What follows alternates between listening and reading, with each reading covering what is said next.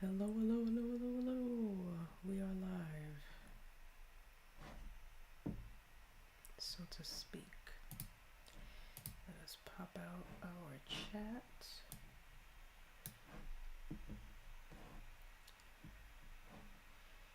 And yeah, okay.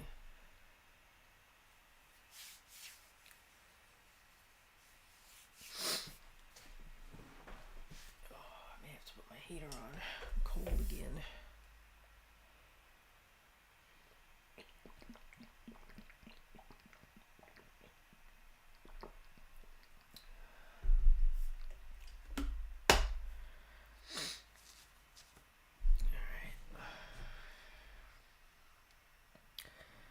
Got that. That means I can get rid of all of these things, I think.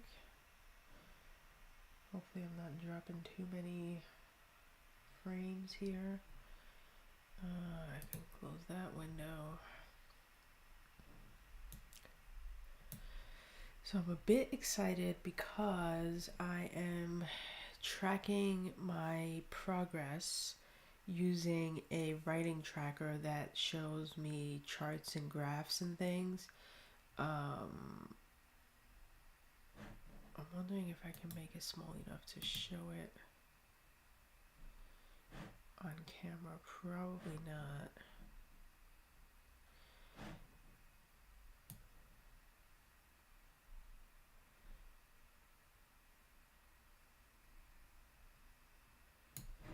You know what I'd have to do?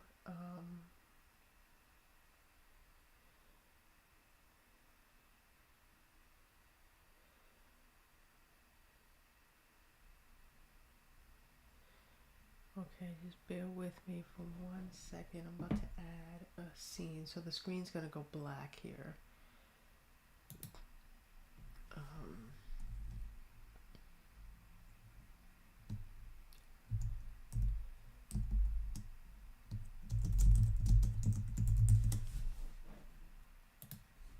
While I do this, okay.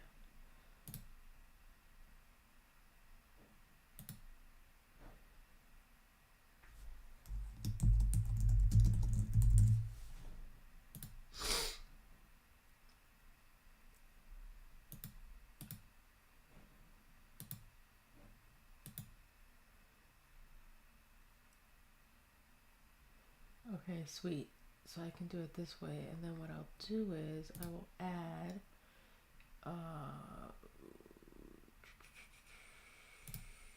my webcam to this scene.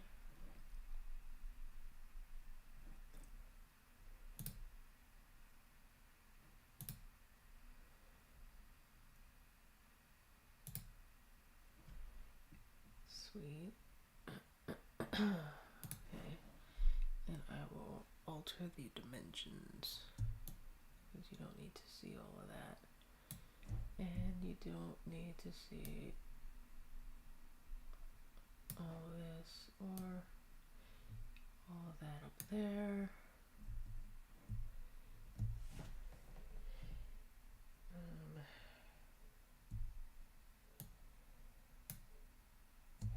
Yeah, and then I'm going to shrink this window pretty small, and I will hover it somewhere. I'll hover it over here.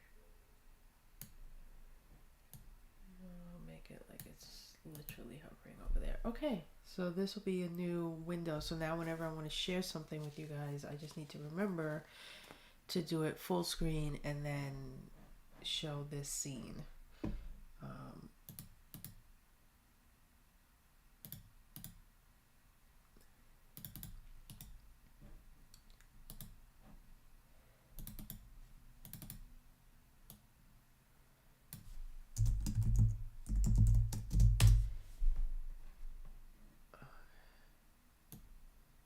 Sorry, I didn't mean to do that.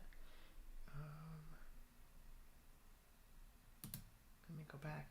So what I'm most excited about is the fact that here is where I'm going to be tracking the different things that I'm doing. And this is going to include not just writing my novel, but if you can see this drop down here, if I write any short story at any time, if I do a blog post. When I'm writing a blog post, I will track the words that I wrote for that blog post, as well as the word count for my newsletter and any word count that I write when I do a Patreon post. So I'm really going to make sure that anytime I do any writing, whether it be fiction or nonfiction, that I put it here, and then I will just make sure that I'm tracking it based on if it's research, if it's an outline, if it's a vomit draft, if I'm doing any reading out loud. I will track how many words I read out loud, but I will, say that this was me doing an out loud reading, and that way I can track all the things that I'm doing. And what this does for me is it's going to tell me a whole bunch of things. So it's gonna, the first graph here, this blue one here, is going to show me what percentage I give to each thing. Like, am I doing too much research and not enough writing this month, which is probably, this month is going to be skewed definitely to research and outlining. I'm probably not going to start the vomit draft until next month. So I'm expecting this month to show me that it's going to be predominantly taken over by research and outlining. And then it's going to also show me all of my projects over here. So a project is basically going to be like either a newsletter or whatever. So I write basically one newsletter a month. So I'm thinking of not even including that in a different way. I'm not sure yet.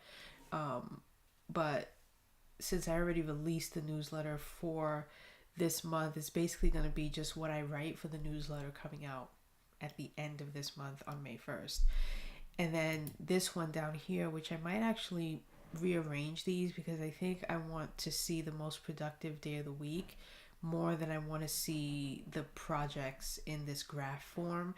But I want to see, like, is there a day of the week where I am the most energetic with my writing? So Sundays will be out because I will not be writing on Sundays, and Thursdays, starting this Thursday. So even though I have this huge word count for this past Thursday, that's all that's going to be there, because as of this week, I will not be streaming on Thursdays, which means I'll likely not be writing on Thursdays, because that's going to be a busy day for me. And I'm adjusting my schedule based on that. I haven't decided yet how my streaming schedule is going to look.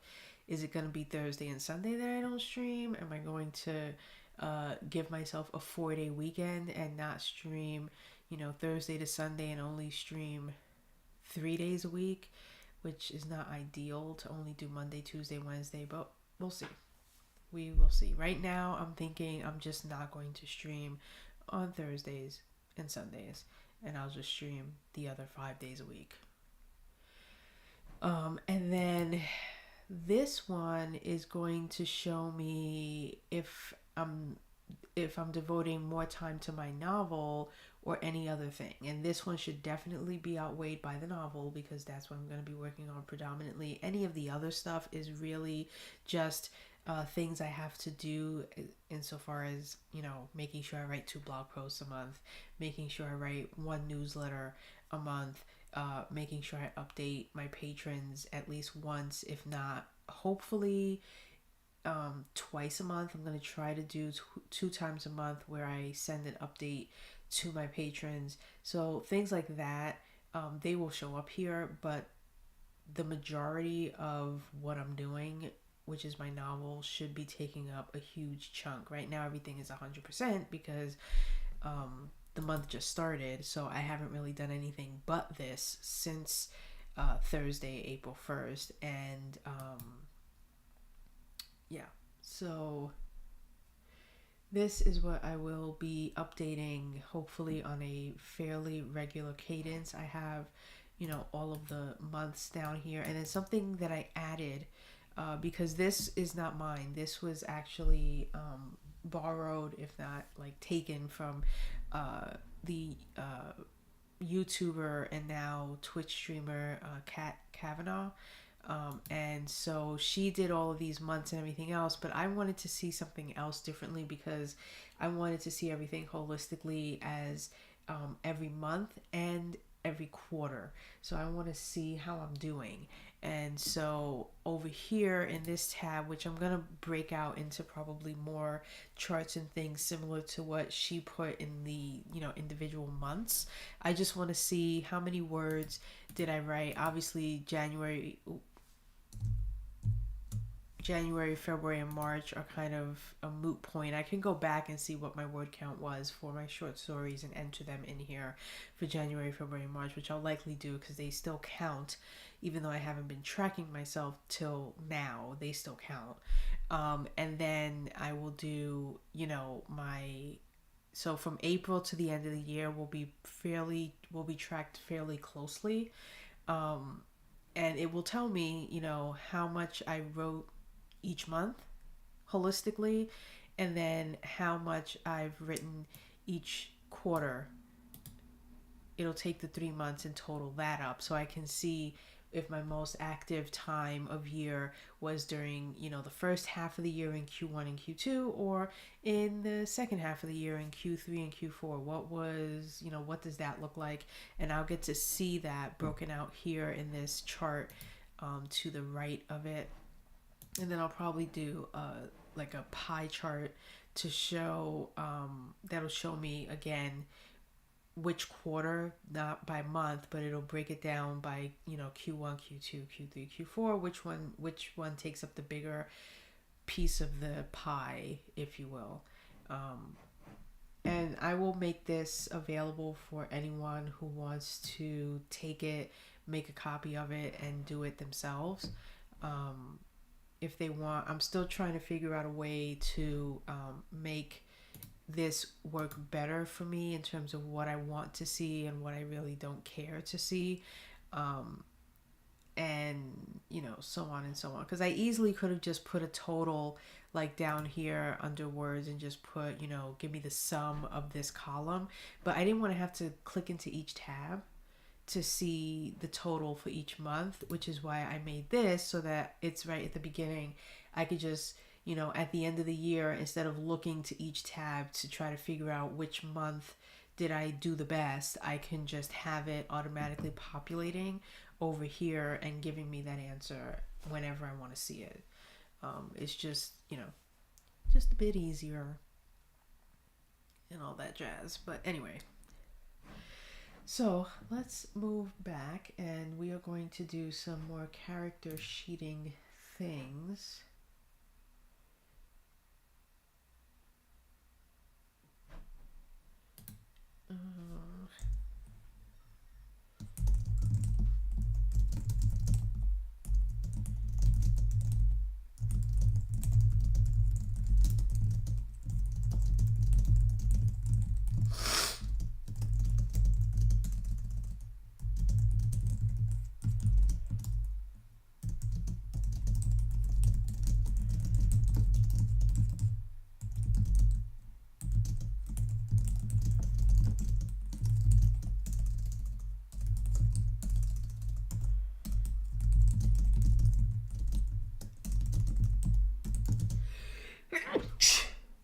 Oh, oh my God. Hold on one second.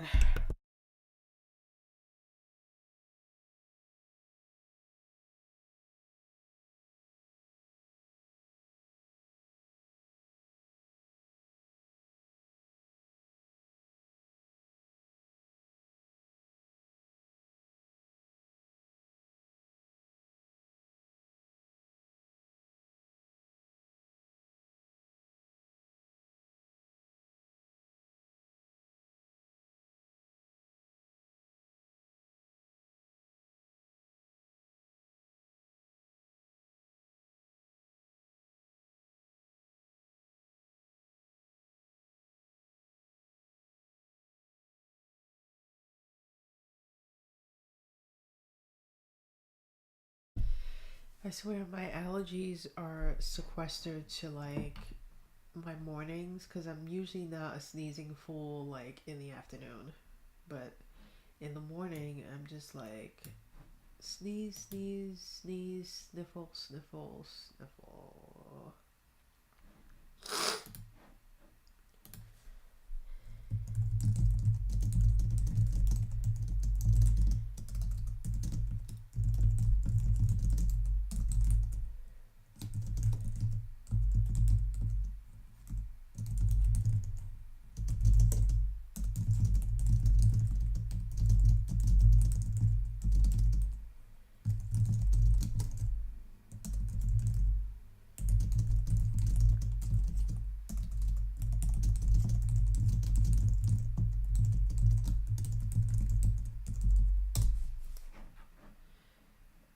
I just wanted to.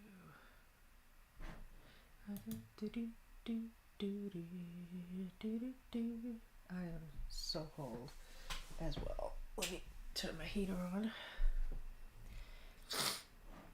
There is this room that I'm in, this temporary room that I'm in is not does not have any heating system in it. It doesn't have any baseboard heating or an actual radiator in it. So even though the floor is probably heated very nicely, the second floor, I am not. In this room, it's like a freaking refrigerator. I really should probably, like, when I get up at 5 a.m. or whatever, turn this heater on so when I come in here, it's nice and toasty. And I'm not turning it on now, waiting for it to get nice and toasty. Whew.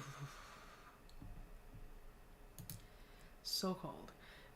But on the more positive front, I should be back in my office hopefully by definitely like 100% in my office, like usable to the point where the only things I might need to put in there are bookcases. That's going to take some time for me to get those.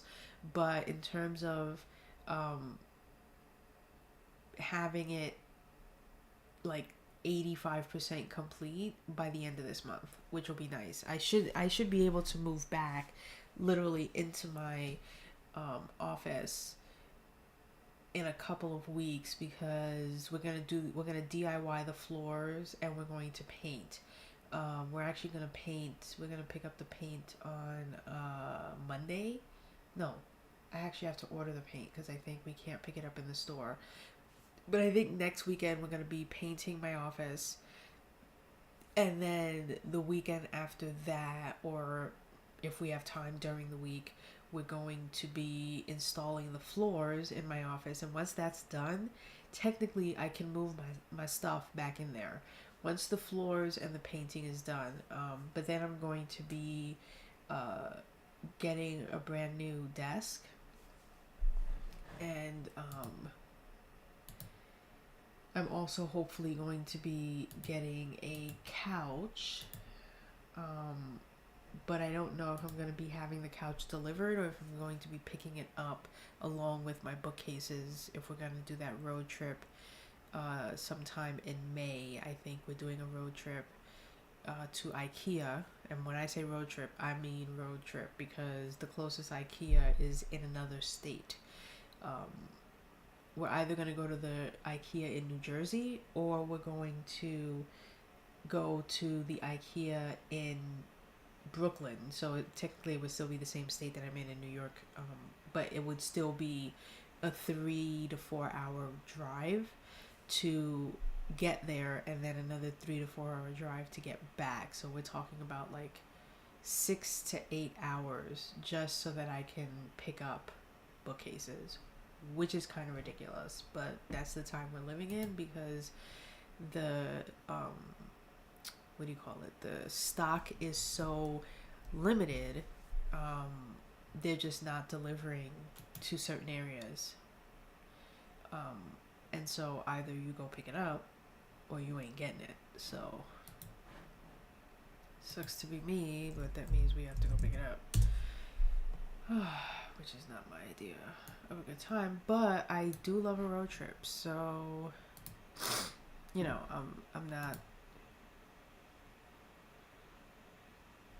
too upset about it. It's just a bit unfortunate. Where am I going? Hold on 1 second. To do the character sheets, I have like other windows open to give me info on my research, because I am doing research here. Here we go.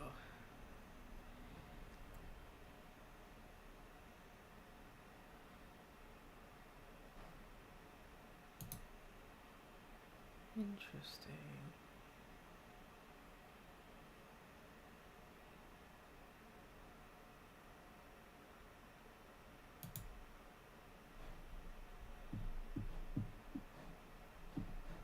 Why is this not scrolling up? Here we go.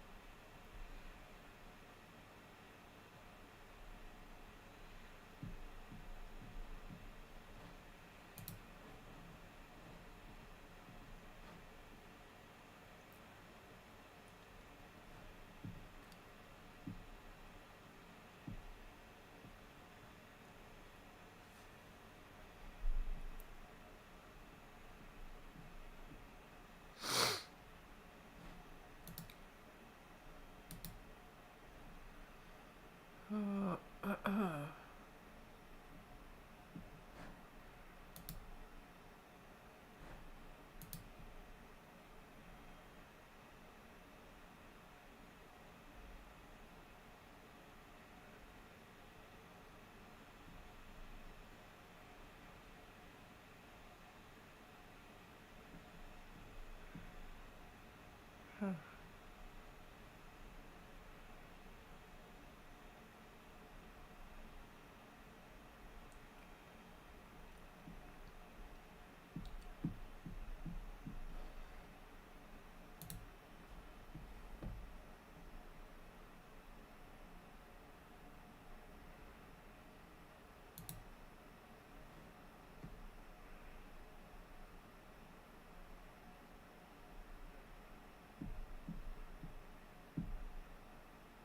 Jesus H.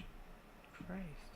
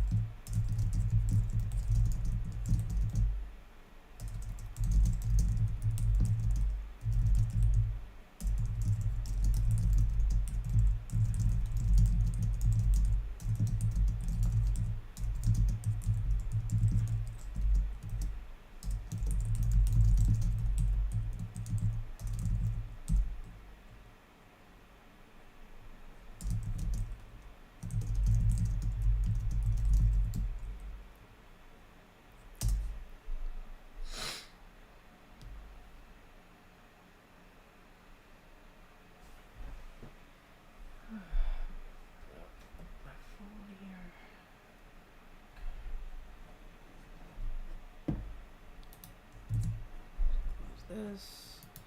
Let's go back to this.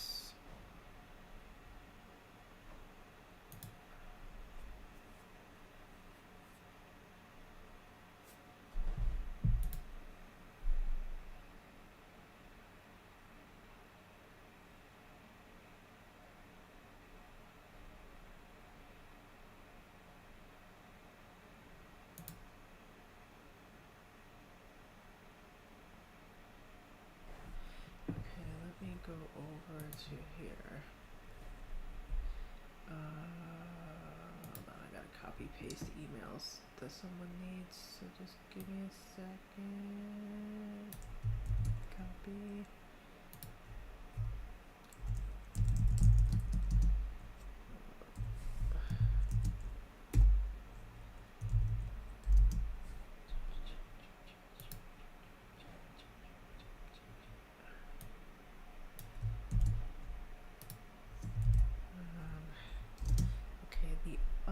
I don't have his, but I think I can get it if I am correct in how YouTube works. I think I can get it. Let's just go to channels here real quick. Let's go right here. Let's go to about. Is that where I want to go? Yeah, that's where I want to go. And then I want to click this. Get out of here. And then I want to go to about over here. And then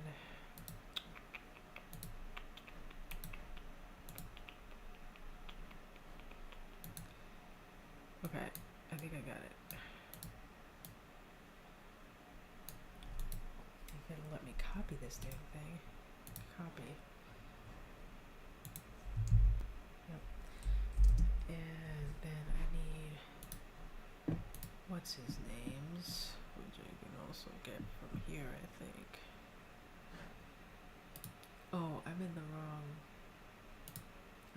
account. Let's switch accounts here very quickly.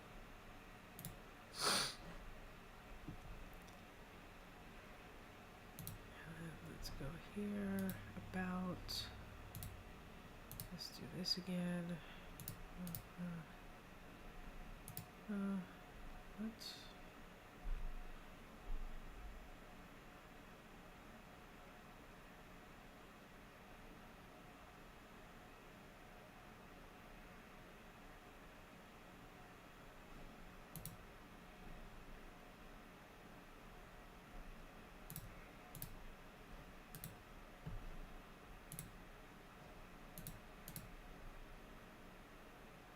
I think that's right, but let me just check my own email because I do get emailed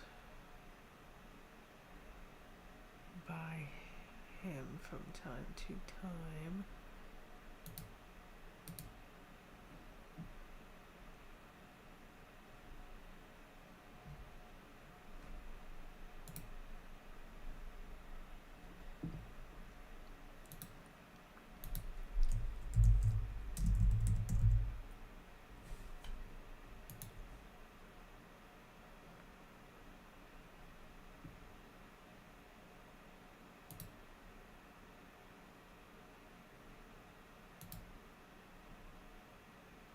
Yeah, let me use this one. I think this is the one.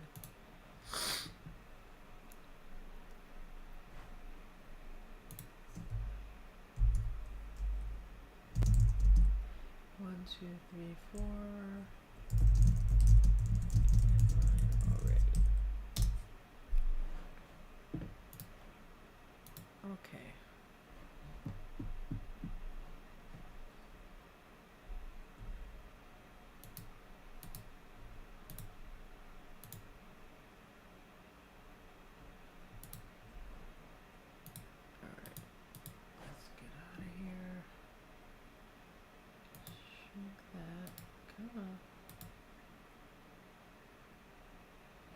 Oh, hello. I got lunch in the oven. Okay. You got it. 15 to 20 minutes. Go get lunch. Oh, don't speak of food. I'm starving. I'm starving.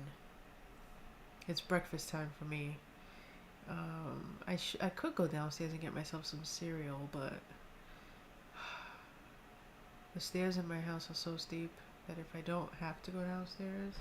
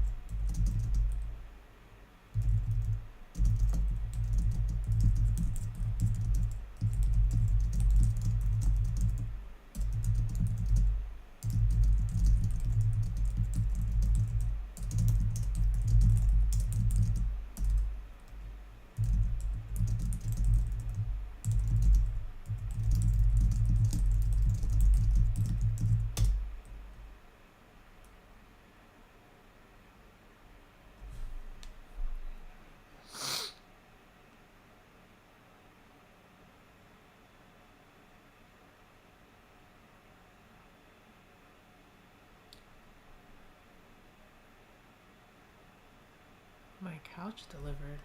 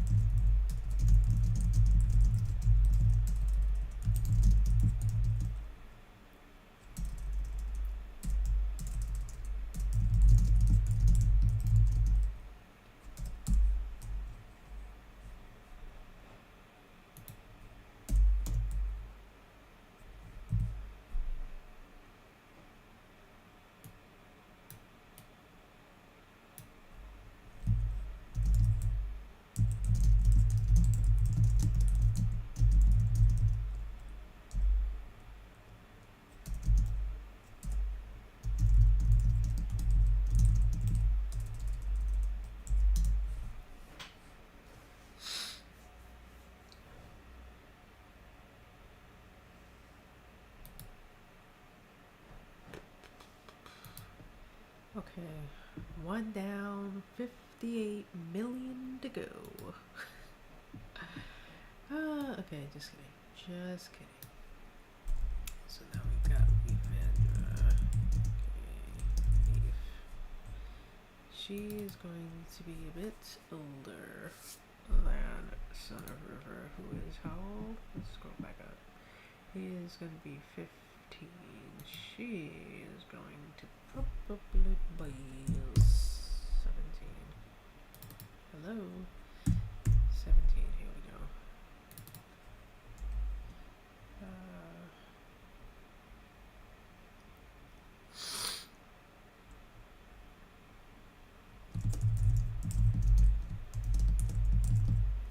Everywhere and nowhere. Okay.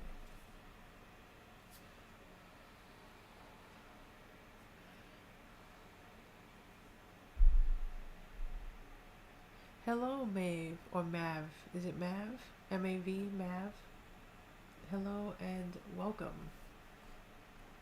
I'm just doing some character building character sheets, which I don't normally or typically do, but based on the depth and the cultural history and background of the story that I intend on telling, I feel it's necessary to do this kind of world building with the characters and the locations and all of that stuff before I get started. And so since I'm giving myself 3 months from now till the end of June, till June 30th, I'm going to take my time where I normally wouldn't to really make sure that I've got a grasp on the story before I start writing the story. So this month is going to be dedicated towards things like world building, character building, locations, stuff like that. So that's what I am working on now, just some character stuff. And then I'm hoping that next week on Monday I'm going to be doing some maps things on stream, if I can get that working the way that I want. So that's going to be exciting. I'm going to be doing, because I need to be able to visualize the scope of the story, so I feel like that's a good place to go to. So I'm going to finish characters, do maps, and then I'm going to do some history on the location, on the mountain region, and that sort of stuff. And then probably the last week of April will be dedicated to outlining, so that in May I can start writing, like, scene 1, chapter 1. Really sorry.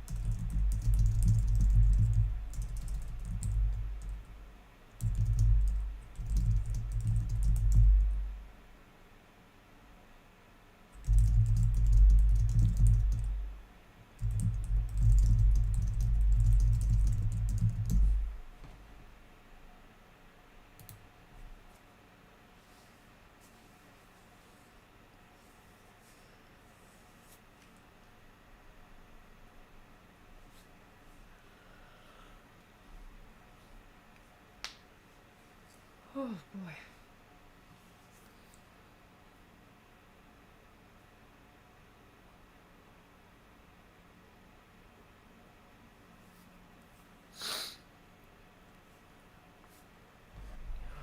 Keep getting messages. What's happening now? Ooh, okay. Let me edit this.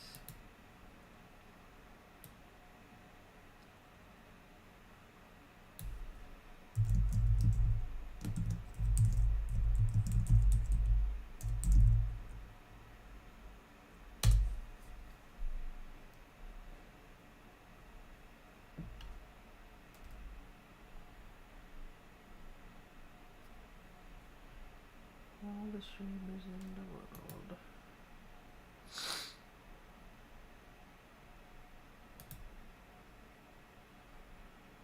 Okay, I wrote that right.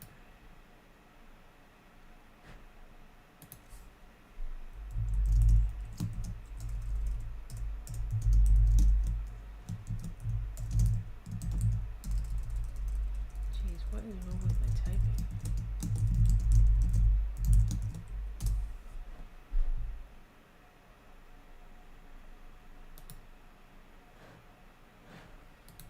Okay.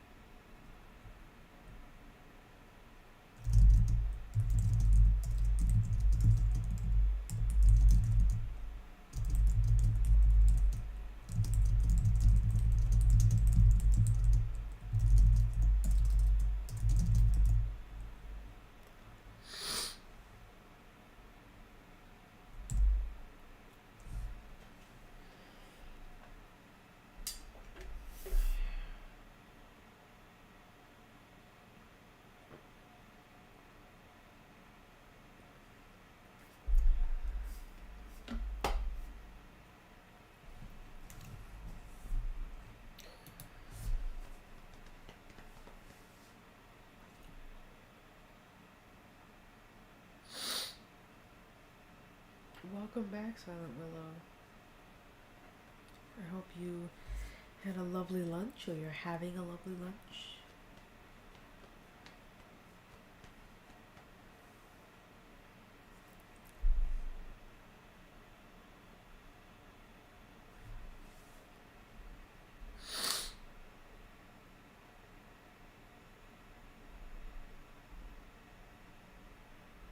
Oh, I haven't made homemade pizza in a while.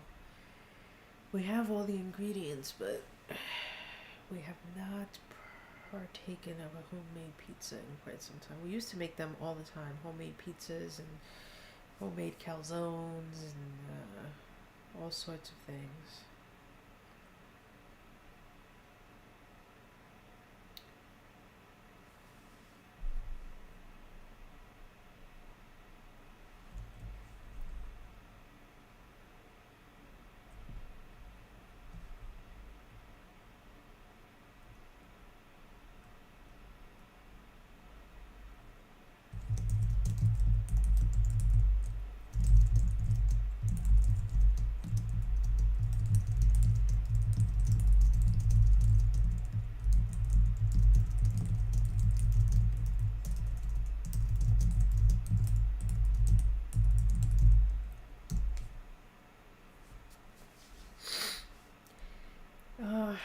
Yeah, so I no longer stream. Well, I will no longer be streaming on Thursdays starting um, this Thursday, because um,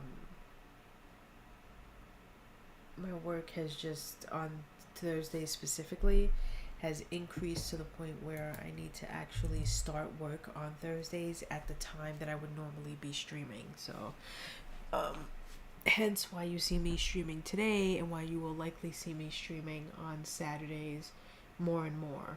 So that's going to be the plan moving forward, where I will be streaming on Monday, Tuesday, Wednesday, Friday, Saturday.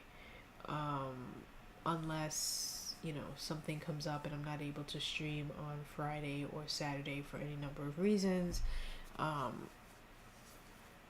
But that's probably going to be the schedule from now on, because this thing on Thursday is not something that's going to go away or lighten my load in any way. There's no way for me to get around it. I just have to start work on those days at 7 a.m. and hope that I can get what I need to get done in like 5 to 6 hours before like a huge meeting that happens every Thursday. So fun times. But I have finalized finally the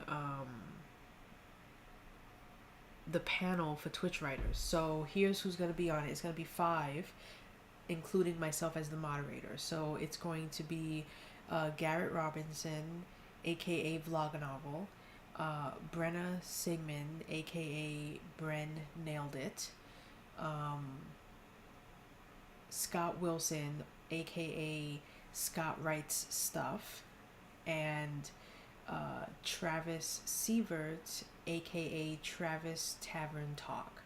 So those are going to be the 4 Twitch writing streamers who are going to be a part of the hashtag Twitch Writers panel, and then me will be the moderator, and it's going to be on Sunday, April 12th. So no, April 11th. Why do I always confuse that? Sunday, April 11th, next week Sunday. So basically 1 week from tomorrow, and the time, I don't know what your time zone is, Silent Willow, but it will be at 9 p.m. Eastern time. So if you can calculate what your time zone will be, or what time that would be for you for 9 p.m. Eastern time on that day. Because are you in the UK?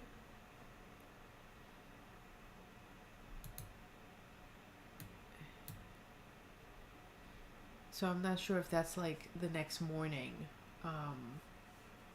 for you. If that would be like Monday morning versus it's 4 o'clock.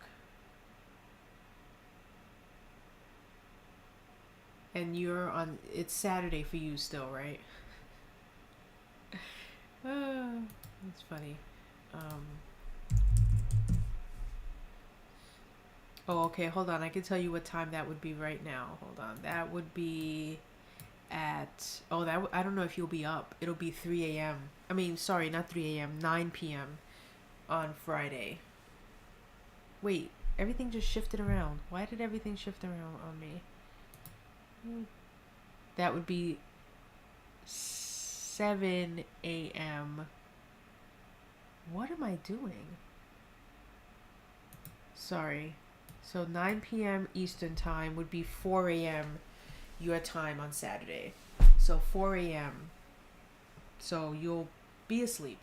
But it will be on YouTube and it will be watchable at any time. It's not going to disappear. Like, you won't be able, if you're not there live, you won't be able to ever see it. So you can always just watch the replay of it. But yeah, so it'll be, unfortunately, it'll be 4 a.m. for you Saturday when that happens. So sorry, you'll be asleep. But that was the only time I could do because I had to take into account Scott, because he's in Japan. So because of that, like, even bigger time difference than the time difference between us and you, it was the only time that was available. Trust me, for me to be up at 9 p.m. to do a panel for at least for an hour, possibly an hour and a half, meaning it'll be done at after 10 p.m. is going to be rough on me because I usually go to bed I'm usually in bed at 8 o'clock. So I'm going to have to be bright-eyed and bushy-tailed on next week, Sunday at 9 p.m. So I'm probably going to take a nice little cat nap on Sunday and then load myself up on coffee in order to get through and do that and be the moderator and all the things. So what we're going to be discussing is basically we're all just going to be discussing what brought us to Twitch, how we use Twitch, why we use it, what are some of the benefits, what are some of the pitfalls, what advice might we give someone who is a writer, who might want to be streaming, some of the common misconceptions about streaming your writing on Twitch, all of that stuff. So it's just going to be around the idea of indie authors and how we use Twitch as a platform for our writing and why. So that's really just what it's going to be about. And I made sure with the people that I picked that we all kind of approach Twitch very differently. When we don't all use the audience, the viewers, or anything like that in any way, shape, or form. So it's going to be really cool because you're going to get to see the different ways in which each of us came to Twitch, use Twitch, why we stick around, what is it about Twitch that makes us want to stay. Ooh, that reminds me, I have to go off camera for a minute. But I just need to turn my webcam off. I don't need to turn my mic off. So hold on 1 second.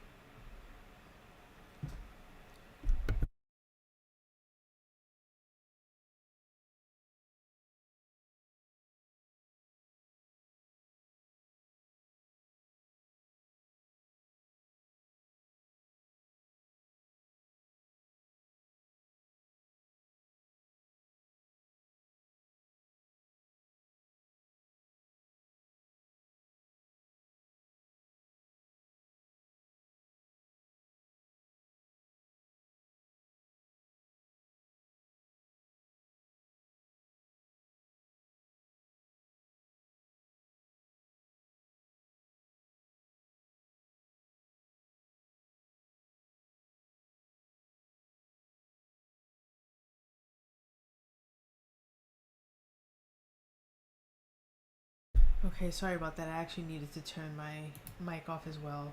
I had to take pills and I don't want to be taking pills on camera or it sounding like I'm taking pills, because that's basically what it sounds like.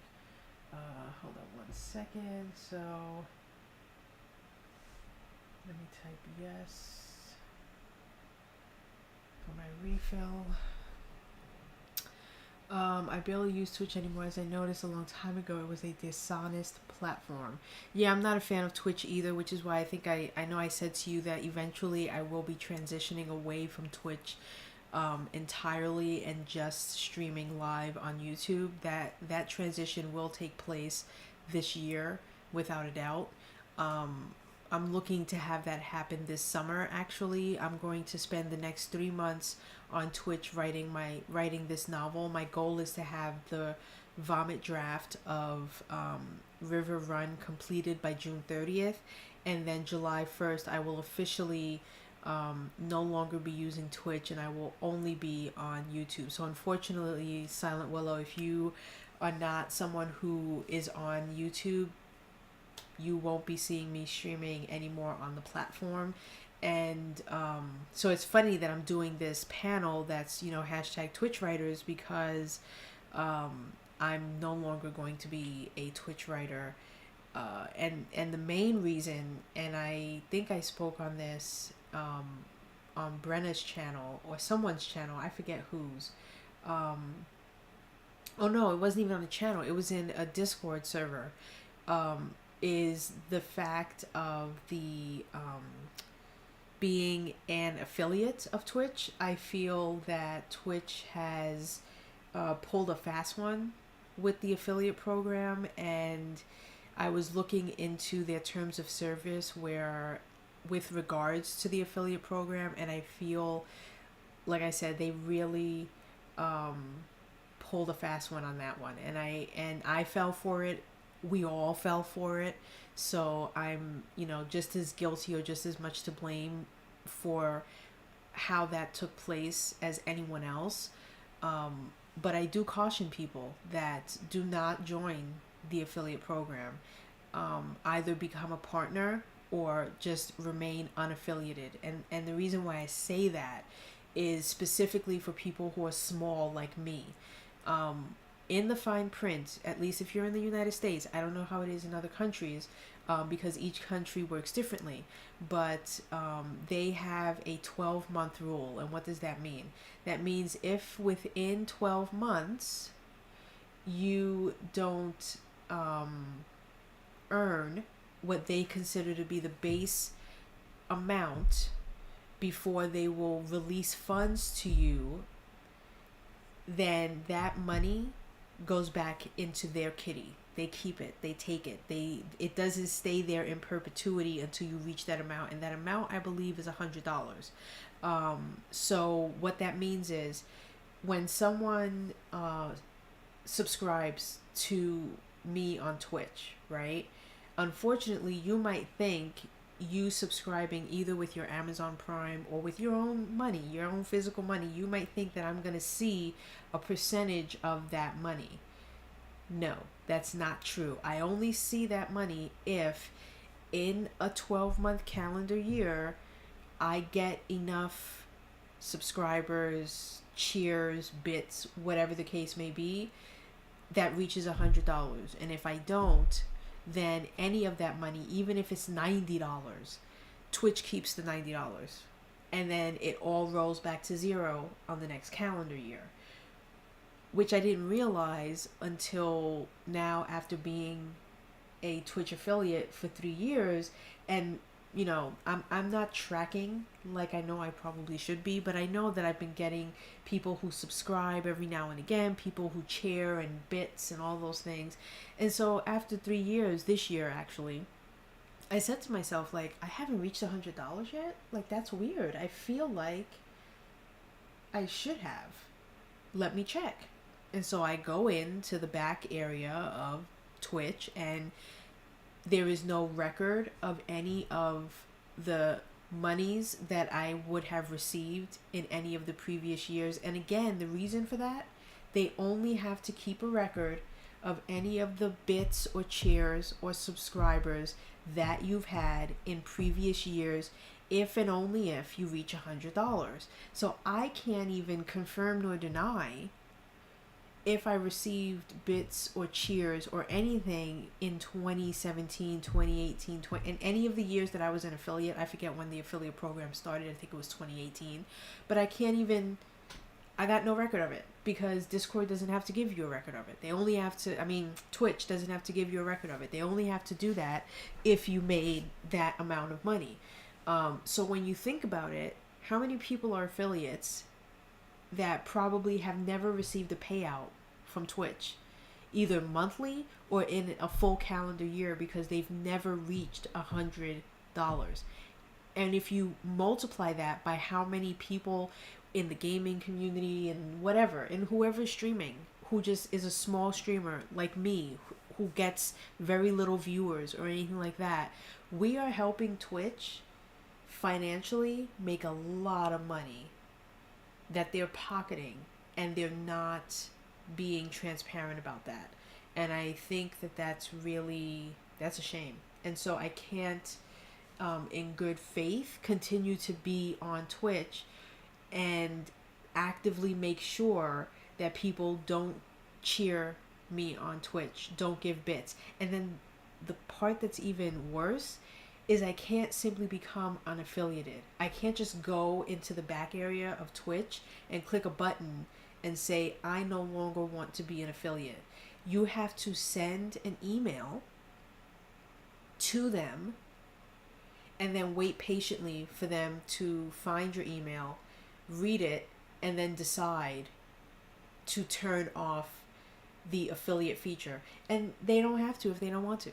Now, they do have a bit of a line item that says that after 18 months, if you're not making enough money according to whatever algorithms they want to use, they will shut it off if they want. They'll say, and I know that in other areas, because things like Amazon affiliate, if you're not making a certain amount of clicks, if you're not getting a certain amount of clicks, which is translating to a certain amount of money being spent, then they will shut off your affiliate username on Amazon after, I think it's 180 days. Like, theirs is a really short time window. But for Twitch, it's not like that. And so while yes, you're right, Pathfinder, they don't need us to keep their lights on, to pay for the fees, to manage the payment system. And you know why? Because Twitch has an abundance. And when I say an abundance, I am not even kidding you. They have an abundance of actual Twitch partners who are bringing in more money than they even need to take from us. Okay, so the fact the money and fees to manage the payment system is absolute BS, because they make over and above to keep the lights on, to pay the building, rental fees, whatever the case may be. That is not relevant to why they need to take the money, that the little bit of money that's under $100 that we bring them, so that they could pay for those fees. Hell no. If that was the case, then they wouldn't be charging a percentage of the money that actual partners bring in. Right? And that would be even worse. Like, okay, because the affiliates are making enough money that we don't have to actually pay the affiliates for the money they bring in, so we're going to give the partners 100% of the money that they bring because we don't need it, because we can pay for the payment fees from affiliates. That's even worse, which is not the case. But, and again, for the money transactions, again, I think is absolute BS, because you're supposed to only take a percentage. And the reason why I know that is because there are other systems like Gumroad and Patreon, which take a percentage of it, but then they give you the remaining balance, right? Patreon isn't saying, unless you reach $100, okay, when someone in good faith gives you $5 a month, we're going to take the whole $5, because really you're not cheating me. You're cheating the person who thinks the $5 is going to you, but in fact the $5 is going to Twitch. I mean, that's hogwash, because it's a lie. Don't say you're subscribing to that creator when really you're subscribing and you're paying Twitch.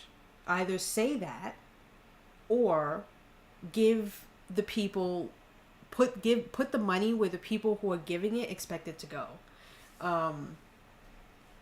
That's what should happen. Like with Patreon, if someone is a patron of mine for $2 and I only have one patron, yes, Patreon is going to take, I forget what it is, 25% to pay for the transaction fee. But guess what? That 75 cents is mine. And I can take it today. I can take it tomorrow. I can take it 40 years from now. I can leave it in Patreon and it will always be there. And that 75 cents is mine. And they're not going to take it and say, you know what? We're charging you 25% for this transaction fee. But because you didn't earn $100 that month, we're going to take the other 75 cents too. You know what I mean? Like that is to me an out and bold-faced lie to the person who comes into someone's channel, seeing what they're creating, seeing what they're doing, saying, oh, I really like what they're doing and I want to cheer them 100 cheers, or I want to throw them 5,000 bits, assuming that person that they really like is going to see that money and get it, and they're not. And it makes me as the streamer feel bad, because the last thing I want to do is say to someone, you just wasted your money, right? Because that's not good etiquette when you're streaming on Twitch. When someone cheers you 100 bits, even though you know that's only $1, the last thing you want to do is say, keep your money, or you really shouldn't have done that. Like, you're going to smile and be nice and thankful about it. But at the end of the day, and in the back of your mind, you know you're never going to see that money. And that person who did that because they liked what you were doing basically just gave that money to Twitch. I'd rather people be a patron, because at least I know that Patreon is not going to hold my money ransom for a year and keep their fingers crossed hoping that I never make $100 so that they can keep it all to themselves. But anyway, that's enough of my rant on Twitch. I would stay, honestly, I would stay on Twitch if they would allow me to remove my subscribe button. If they would just allow me to do that without making me have to jump through hoops, I would stay on Twitch, because you know what that means? I could easily turn off bits and cheers, but I can't turn off the subscribe button. I can't. They have to do it. They have to want to do it. And you know what? They don't want to do it because they know little old Erica over there, she's going to bring us, a couple bucks every year, and that's going to multiply over all the affiliates who never reach that $100 threshold, and that translates probably to many millions of dollars for them. And good for them, good for Twitch if that's what they want. But I feel like that's really disheartening, that when a person discovers, like I discovered, that being an affiliate is actually better for them and not for me, that I can't just simply turn the damn thing off. Like, just let me turn it off. Let me go in to my dashboard and let me turn it off. Why can't I do that? Why do I have to send an email every couple of weeks to say, hey, following up, when are you going to turn off my goddamn subscribe button? What's the deal? And the deal is, I just have to wait my turn. Okay. I have officially waited long enough, right? I've given them the benefit of the doubt. I have waited long enough. I'm no longer going to wait.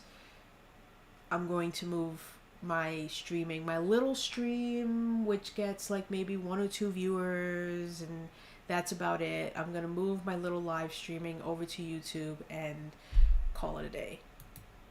That's not to say there aren't affiliates out there who are really crushing it and are bringing in $100+ so they're getting paid every 45 days or 30 days, whatever the case may be. Great. I applaud them in being able to do it. And this has nothing to do with me being jealous of the fact that I can't get what they get every month. It simply has to do with the transparency thing and the fact that they are not holding that money in perpetuity. I don't mind them taking a percentage of the bits and the cheers and the subscriptions that people give to me. By all means, you do have to, you do have payment fees, you do have transaction fees and transfer fees. You want to take 40%, you want to take 35%, you want to take whatever, by all means. But whatever the remaining balance is should not be yours to take at the end of the year just because. I feel like it just shouldn't. That isn't yours. That should be mine. I'm expecting it to be mine. The person who gave it is expecting it to be mine. They weren't expecting to be, giving that money to Twitch. When they gave it, they didn't say this is money for Twitch. They said this is money for Erica Drayton. There is no taxes on the remaining balance, and you know why? Because in order to pay taxes on it, you have to earn a certain amount. So that's money that's not taxable in totality. It's only taxable if you earn a certain amount, and that's state by state. So, for instance, if on Twitch I was a baller on Twitch, right? I had 10,000 followers, I have 5,000 subscribers, I'm earning $25,000 a month, whatever the case may be, depending on what state you live in. Some states you have to earn at least $5,000 in order to pay taxes on it. Other states it's $10,000 in order to pay taxes on it, unless it's something like Patreon, which is considered a gift. So no matter how much money you make on it on a year-to-year basis, you don't have to pay any taxes on it.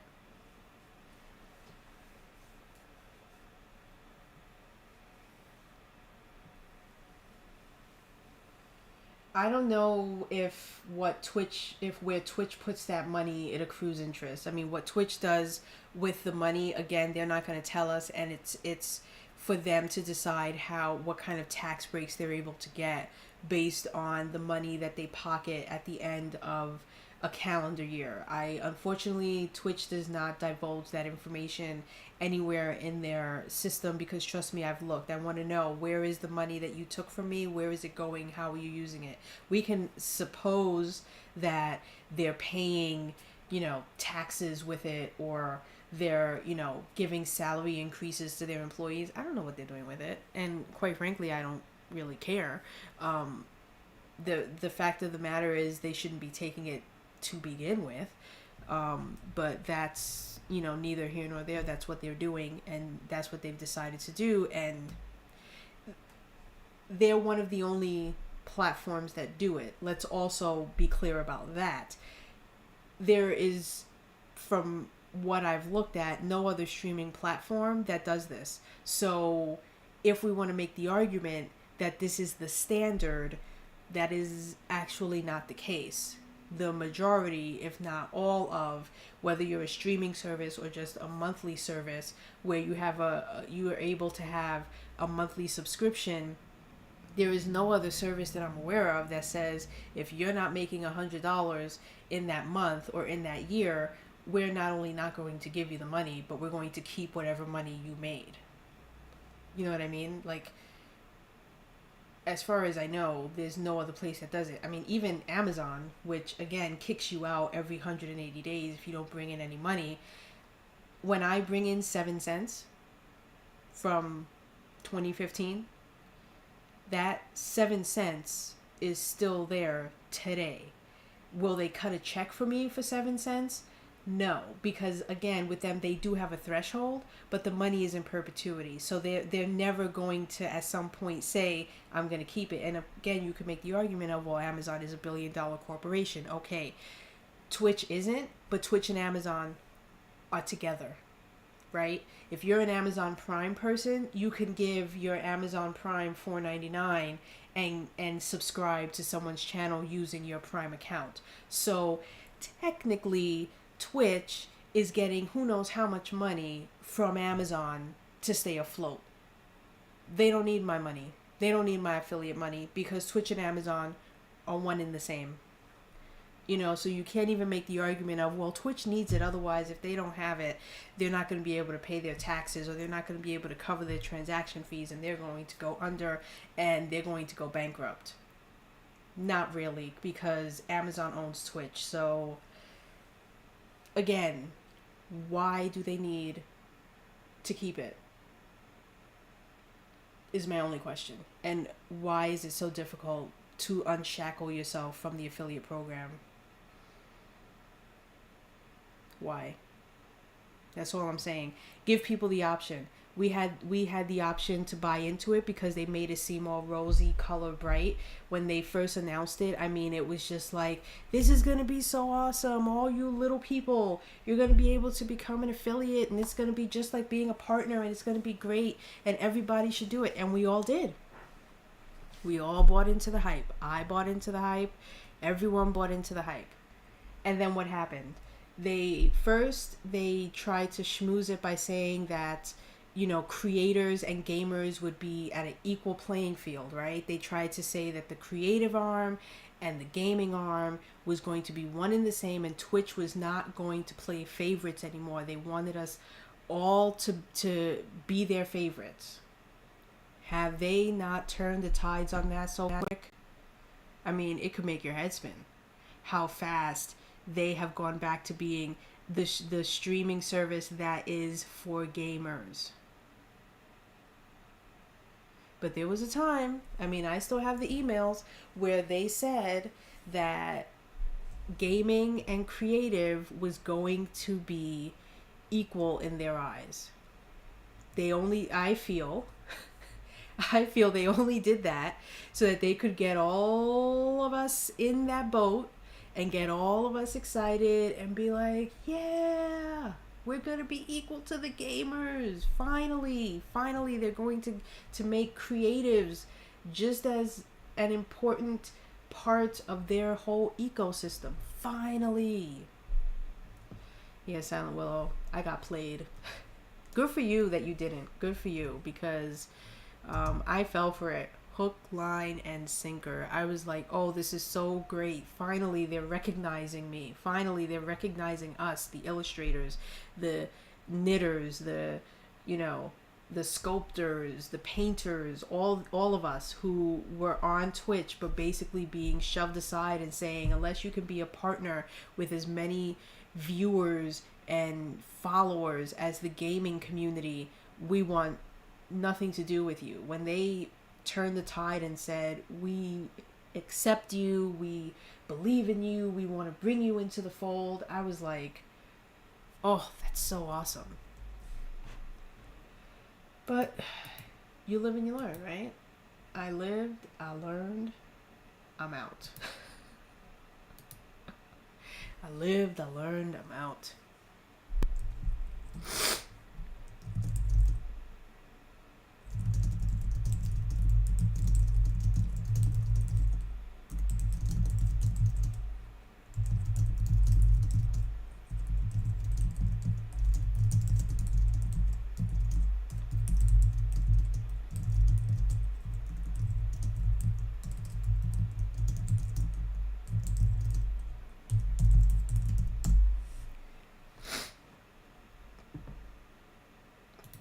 Hold on 1 second, I have to blow my nose.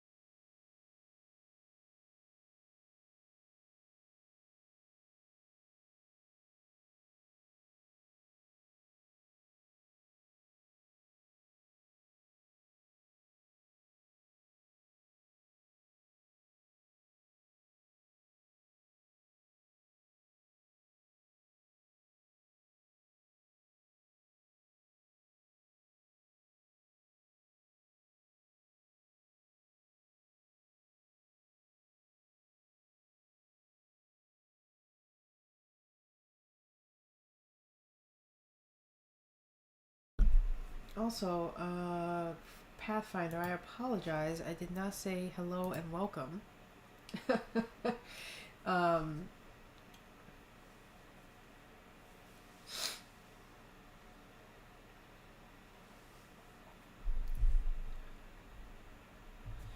Welcome to the channel where I normally don't go off on tangents and rants. I normally just write, which is what I'm going to get back to doing. Yeah, the gaming communities is very different from any of the other communities, that's for sure. That's all I'm going to say about that. The gaming communities are just a different breed, and good for them.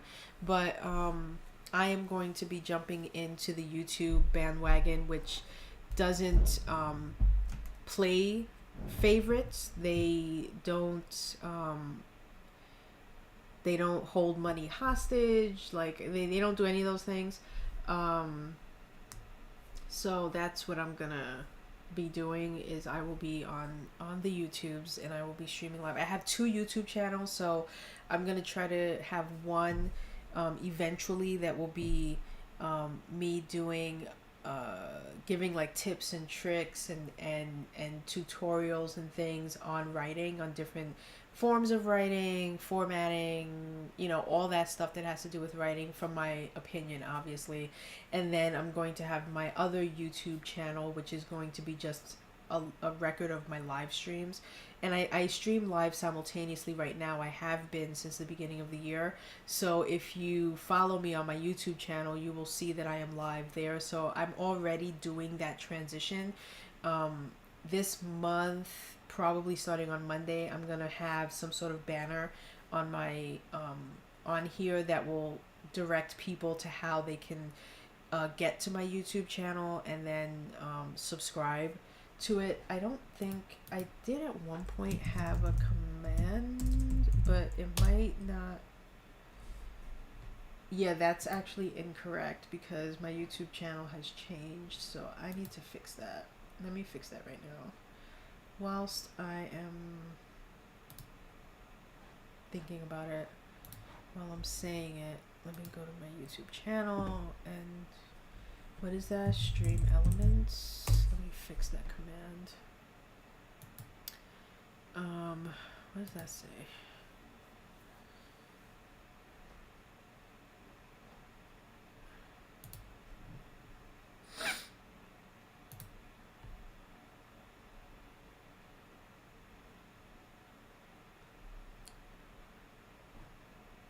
Oh dear, I always get confused. Both of my channels are named so similarly. Storytelling. One is storytelling with E.L. Drayton, and the other one is story writing with E.L. Drayton, which I know seems a bit tax and corns, but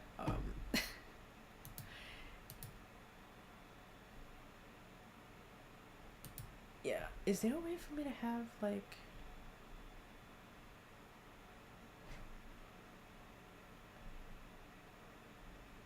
to connect? I don't even know. What did I just do? I did the wrong thing. Hold on one second. I should not have signed in with my YouTube credentials. I should have signed in with my Twitch ones. Okay, here we go. Here we go. I know what I'm doing. I know what I'm doing. Okay, let's copy this URL. Unfortunately, I don't think I have enough followers on my channel to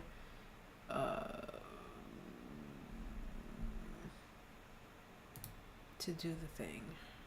Where is... Oh, here we go. Chat commands. Custom commands. Where's the one that's YouTube? Oh, it's down here. How do I edit this? Oh, okay. As you can tell, I have not done this for very long, or used this in a while. Save. It says it's saved, so let's try it again then. Yes. Okay. Okay. Yeah, it actually, I put in my note in 2021. I think I'm actually going to change it to say summer of 2021 to be more in this summer 2021. Okay. Sweet. So yeah, so if you are someone who is on YouTube, I humbly suggest you head over there and follow me there, because that is where I will be starting July 1st, officially.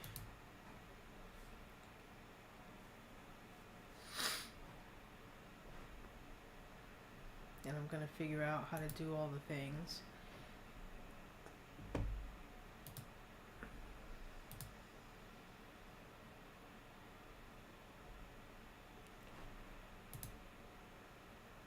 Yeah, this is Camp Nano month. I do realize that. And eventually I stopped doing NaNoWriMo. Honestly, I think like maybe the second year that I did it, and I think I don't even remember.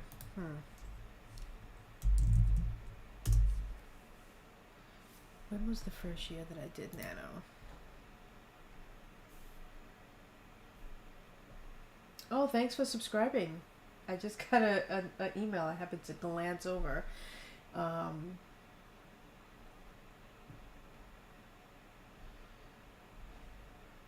appreciate the sub. Alright, so let's see. 2013. 2013 was the first year that I did NaNoWriMo. Oh my god, 2013. That was, what, 8 years ago? Almost 8 years ago this November? Wow.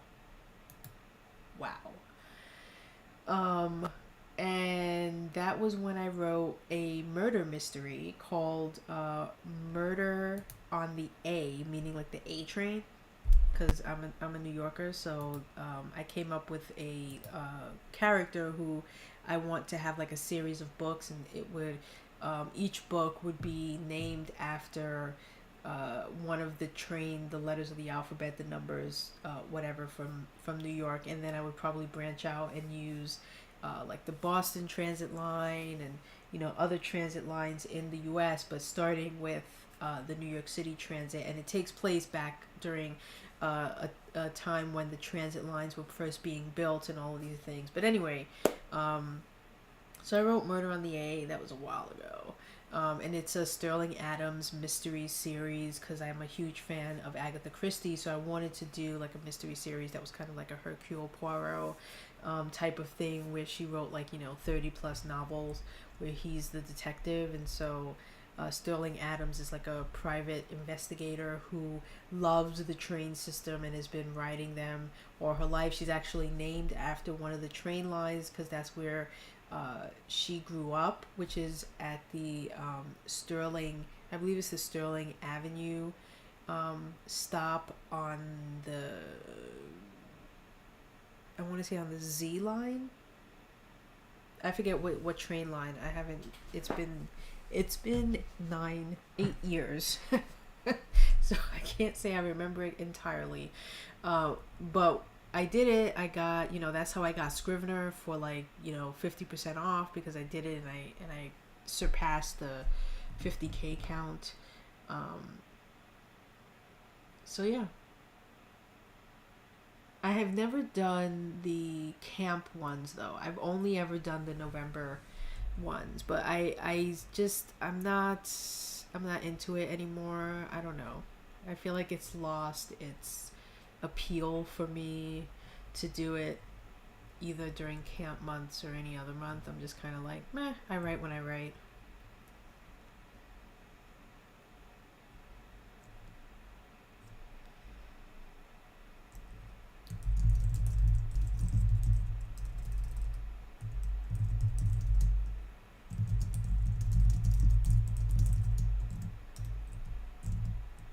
You know what? That's not going to go under personality. Let's put that under background. And let's just move on to occupation.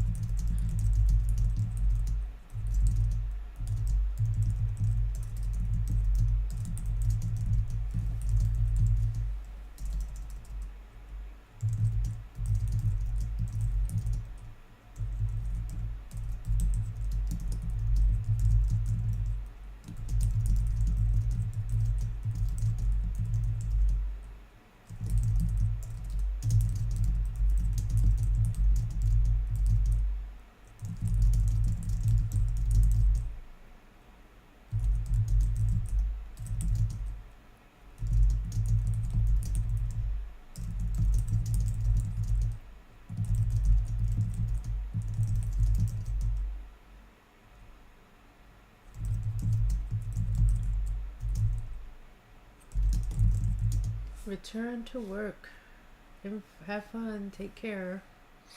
Thanks for stopping by, Silent Will. I think I answered the question I said I was going to answer for you, right? About the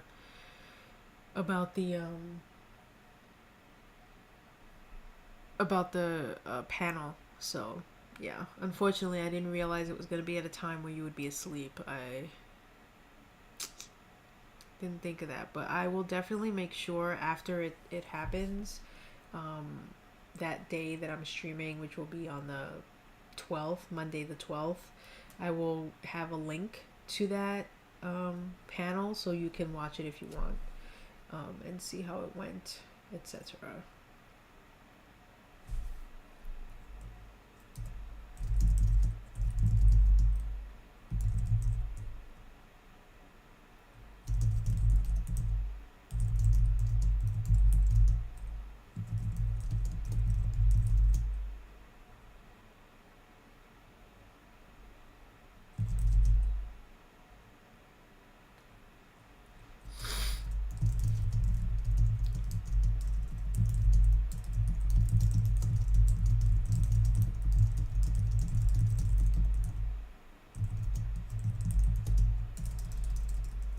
Let's do that. Okay, she's a thief.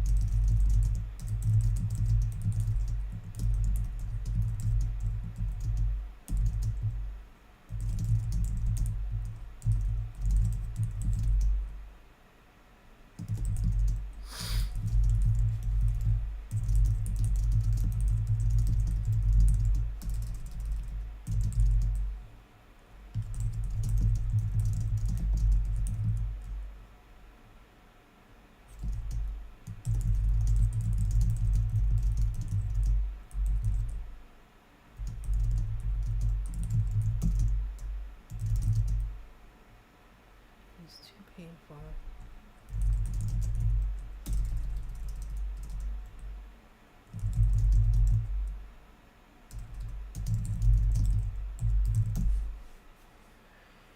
Oh, yeah, I really like Leafandra. We actually will meet her in another series, in another space and time, but when she's much older. Um, but here's gonna be our first encounter of this character. She's got many layers, and not really a spoiler, but we'll meet her in the Bloodlines duology that I want to write one day, where that's a mother-daughter dynamic where they're both not really thieves, but they're usually hired to retrieve something that's been stolen. So you can say they steal it back, but really they're retrieving something that and bringing it back to their rightful owner. And so I'm writing and that's what their profession is, and I want to write a duology about this mother-daughter dynamic, and two very badass female leads, and that's likely going to be the story that I choose to tell after I finish Son of River, and then I decide if I want to return to the Fifth Compass and bring it to a conclusion, or if I want to still let it remain where it is and how it is, and just move on to Bloodlines. But I won't make that decision until I've written all 4 books in the Son of River series. But in that duology, Bloodlines, we will encounter Leafandra, aka Leaf, again.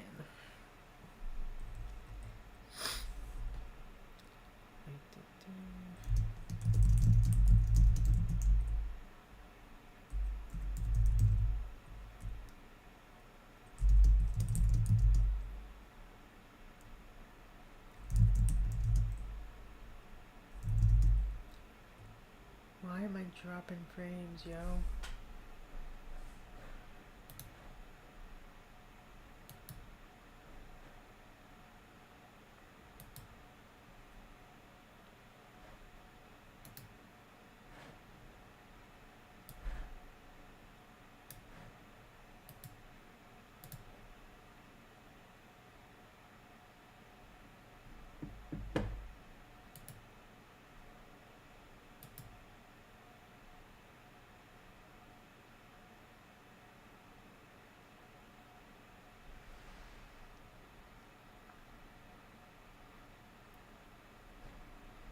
Hold on 1 second, I have to text my wife.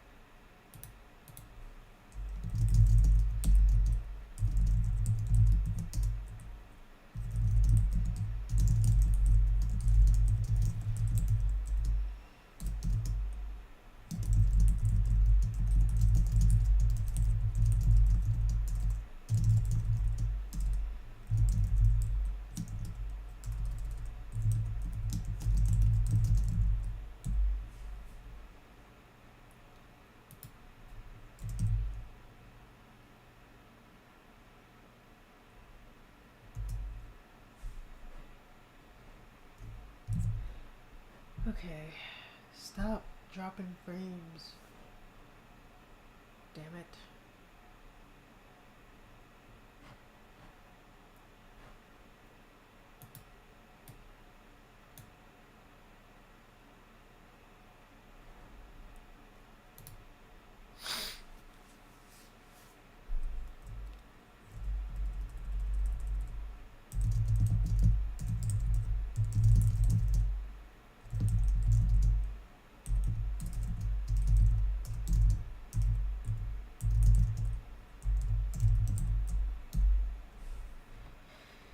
Okay. They say you should put a bit of yourself into your character, so that's putting a bit of me into Leafandra in that she bites her nails, because I bite my nails, which my wife hates.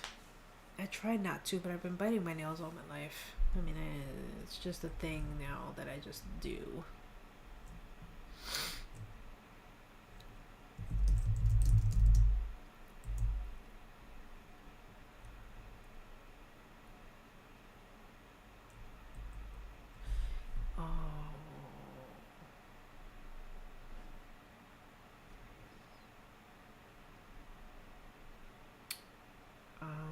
I need to open another Scrivener project. I just realized I need to open my series Bible so that I make sure I do this right. Oh, I didn't even have to open it. Never mind.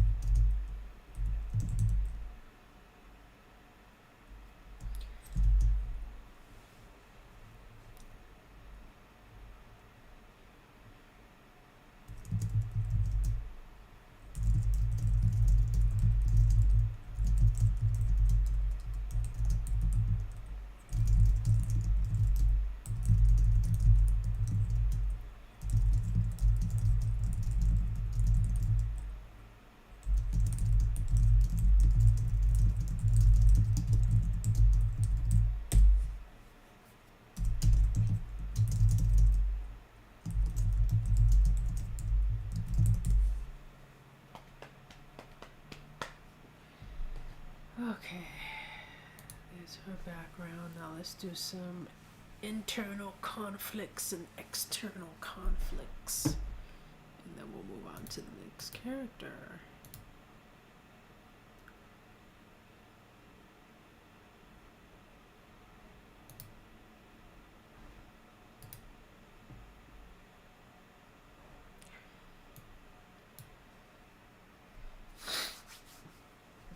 I think I might do Tox next, just because now that I'm doing this half fairy, half human, I kind of want to do another creature, so why not do the goblin, right? Why not do the goblin? That sounds like a dance. Do the goblin. Boot, boot the dirty goblin. I don't know. I'm tired, okay? I've been up too damn early for a Saturday. And I am quite ready to take a nap. It's gonna take some getting used to streaming on Saturday.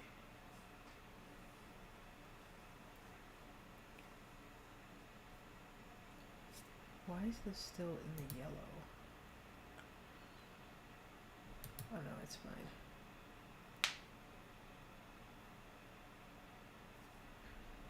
A day late, but I already know because I already received my payment. But I will check out that email anyhow. Do do do do do do do do do do. Under the boardwalk.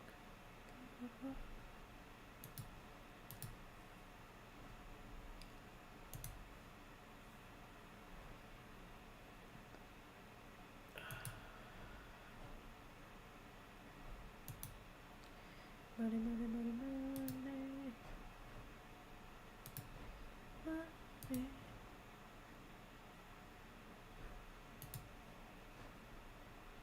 Very cool. I follow so many interesting YouTube channels, and I love every single one of them. A lot of them have really very little to do with actually writing. I love following illustrators. Because I find that I learn a lot about writing from watching and listening to certain illustrators. So there's two in particular that I watch, both for very different reasons. One of them is Mark Crilly, who's pretty popular. He's got like over 3 million subscribers. And then the other is this guy called James Julier. I'm probably butchering his name. Him, I just love his art. Oh, did he just come on and I didn't get a notification? I really hate that Twitch is not notifying me when someone goes live. That's the other thing. Like, what is that about? Yeah, and he's been on for how long now? And Travis is on. How are all these people on right now? And I didn't get one. Like, I literally, all I do is sit here and look at my... Oh, because I had to scroll. It did notify me. At least he hasn't been on for that very long. 20 minutes. And Travis just got on. Okay. Okay, I'm not too mad then. Let me put my headphones on so I can hear what's happening.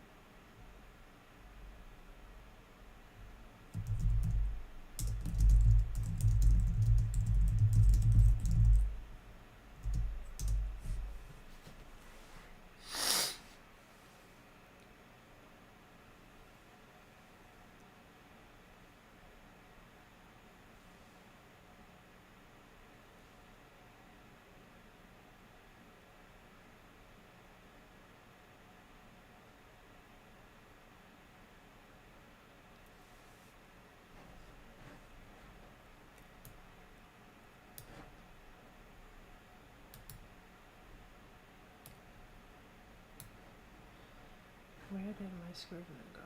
I lost the window. Oh, here it is. Okay. All right. Next.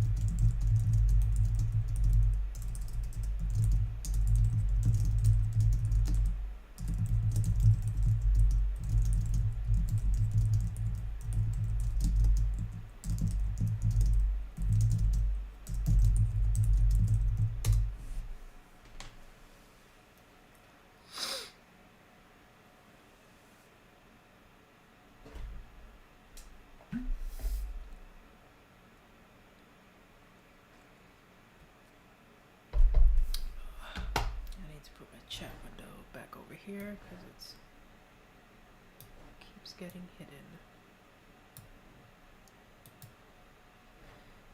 Okay.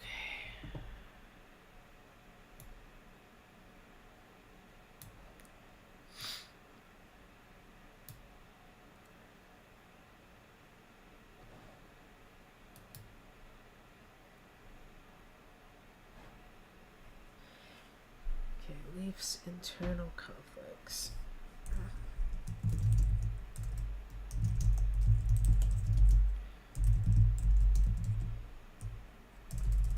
Not between, but about accepting.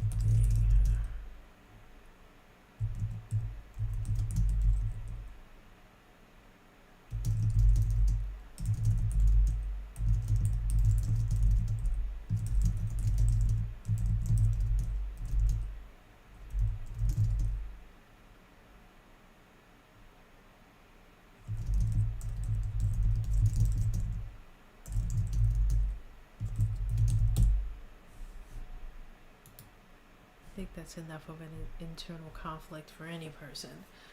I don't think I need to delve any deeper than that.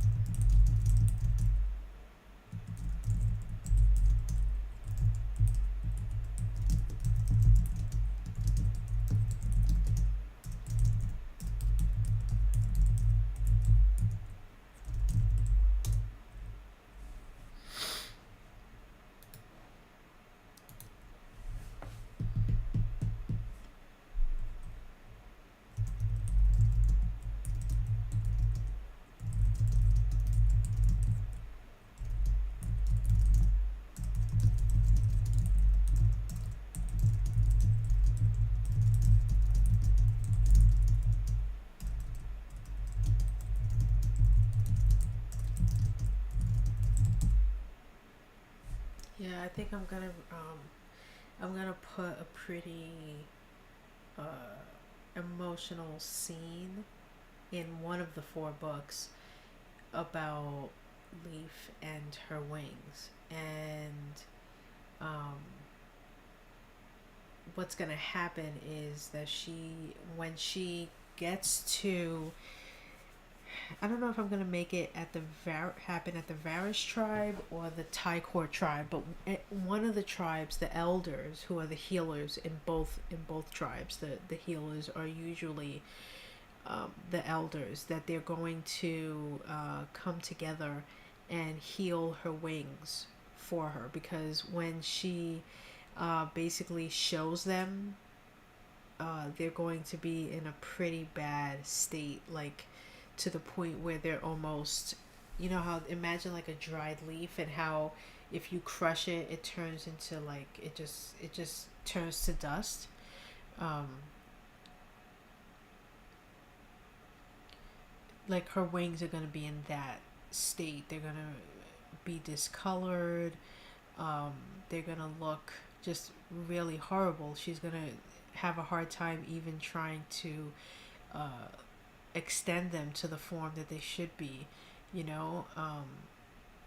And then, like I said, the elders will heal her wings for her so that she's able to finally come to terms to having them and use them.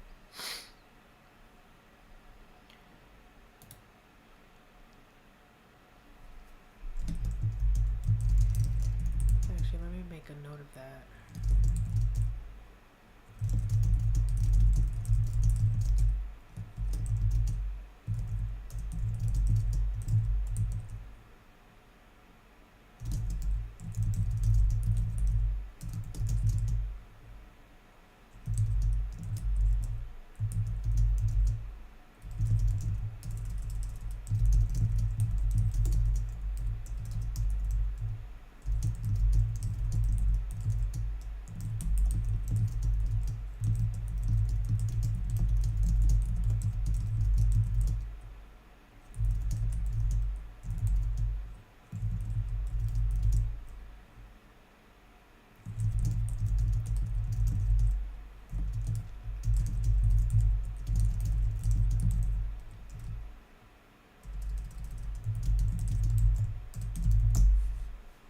Bingo.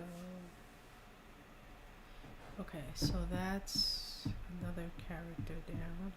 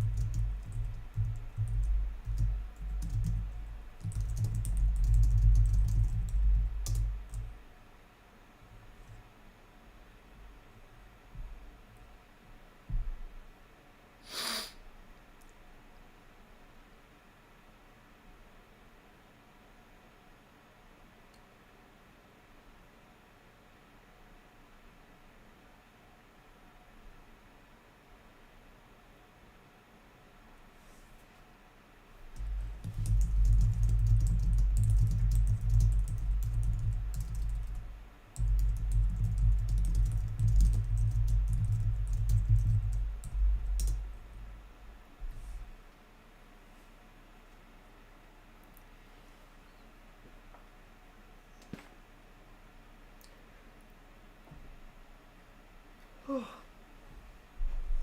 oh God. Okay, that was a good stretch. That was a good one. Whew. I said I wanted to do Tox next, so we will do Tox, who is very old.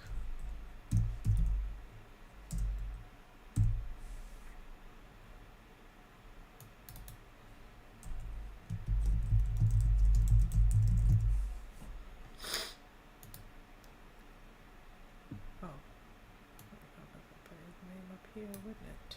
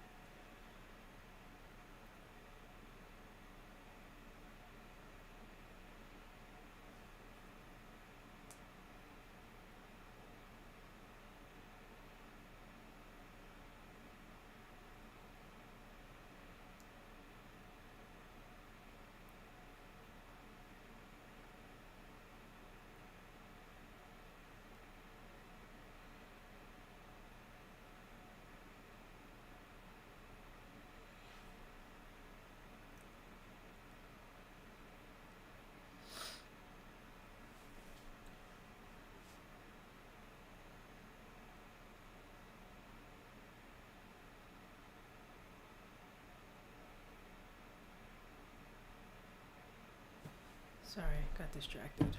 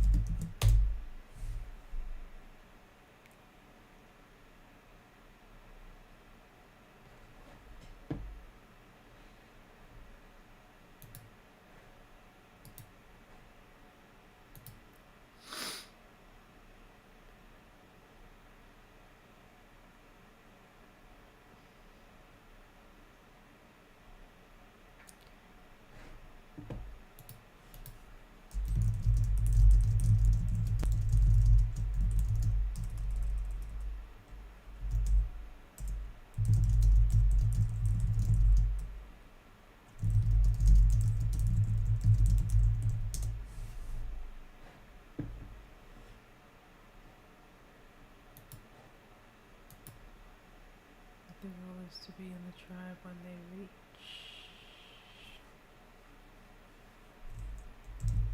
the age of signing. I need to come up with a better way.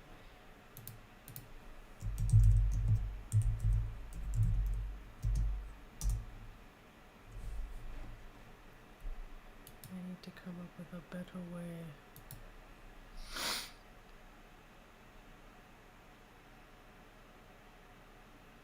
Although I do like that phrase, the age of assigning, but it's more like the age of the age of choosing, because they choose their age. I mean, they choose their name, right? And then they're assigned their role.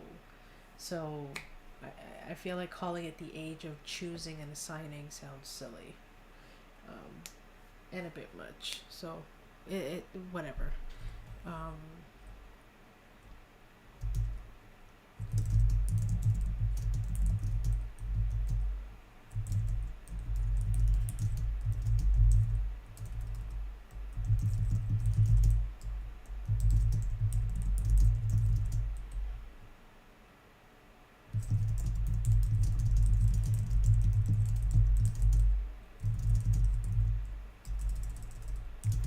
Who the next chief will be? No, I do not. I have the, it's almost like a faux hawk. My hair kind of just goes up that way. And then I shave, my wife actually shaves the sides now that we are in this quarantine age, the age of quarantine. My wife has become my barber. A reset number of years that determines who the next chief will be. Also selects the, well, not selects, but nominates the next, a new elder whenever one is required. Well, whenever one passes away, honestly. Welcome to the channel. I've been streaming for almost as long as Garrett's been streaming. I've been streaming since 2016, so going on 5 years, right? Doing the math. I think it was like the summer of 2016, so yeah, it'll almost be 5 years.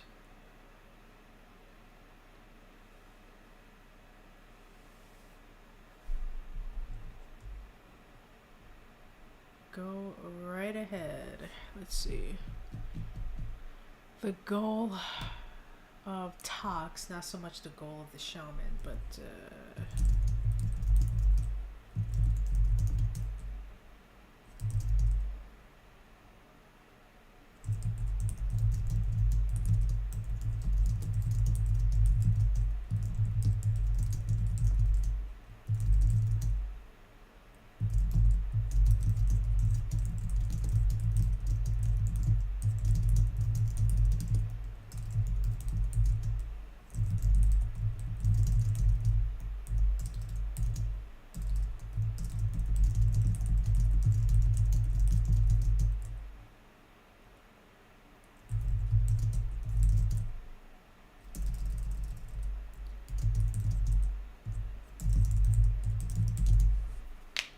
so this is the character sheets I was talking about earlier. So at the top, it's the character name, the age, where their current location is in relation to this specific novel.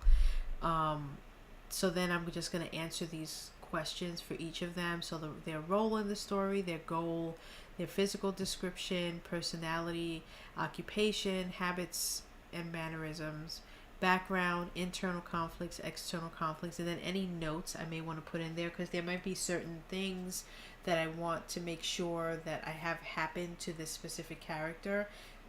And so he's a goblin, so that's why he's 253 years old. It's characters in my world don't normally live that long. But if you're a specific creature, or not human, then you're the length with which you live is different based on what your actual,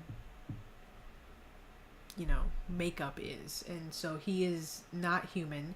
He's a goblin, and goblins can, depending on what kind of goblin, like what your profession is, goblins don't usually live this long, because the sheer nature and personality of an average goblin in my world, they are heavy drinkers, they are promiscuous, they are adventurous, they are curious, and those personality traits usually leads to alcoholism, which kills them, or depending on what promiscuous, curious, adventurous thing they're doing, they might end up dying or something like to that effect.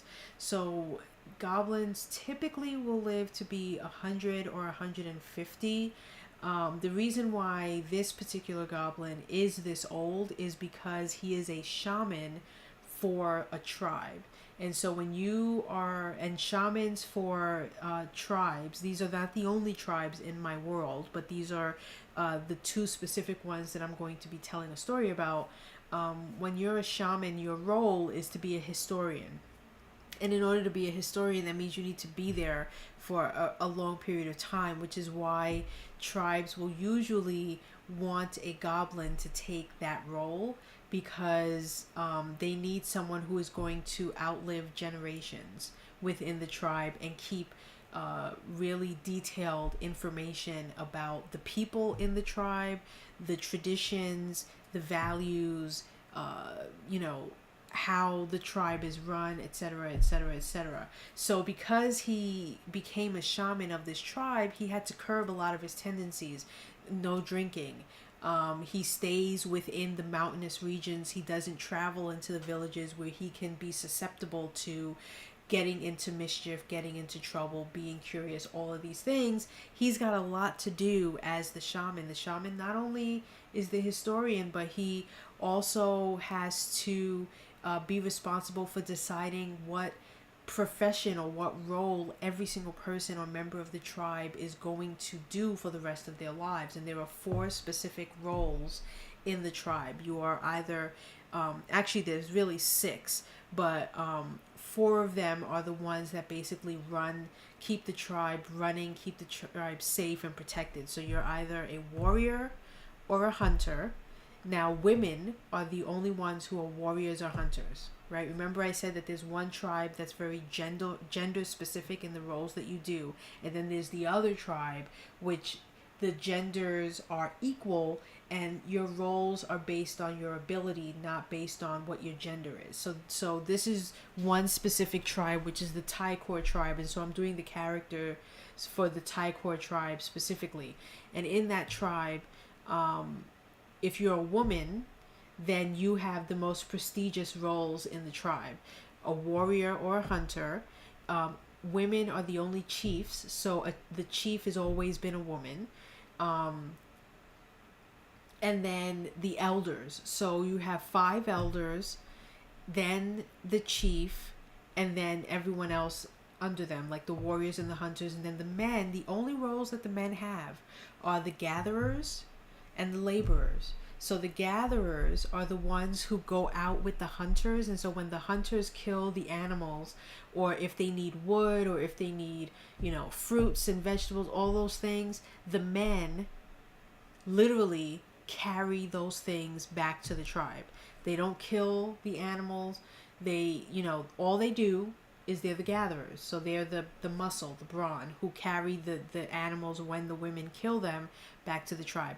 Or you're a laborer, which means you would go with the warriors when they go out to battle or anything like that, and you would be the one who carries the weaponry, who carries, who pulls the cart that's holding whatever things they need, the tents and things they may need when they're, about to prepare for battle. The men are responsible. They are the laborers. They labor, literally, or they may be the ones who have to pull the women, the warriors, off the battlefield if they get injured or killed, to bring them home for either be healed, or to be buried properly.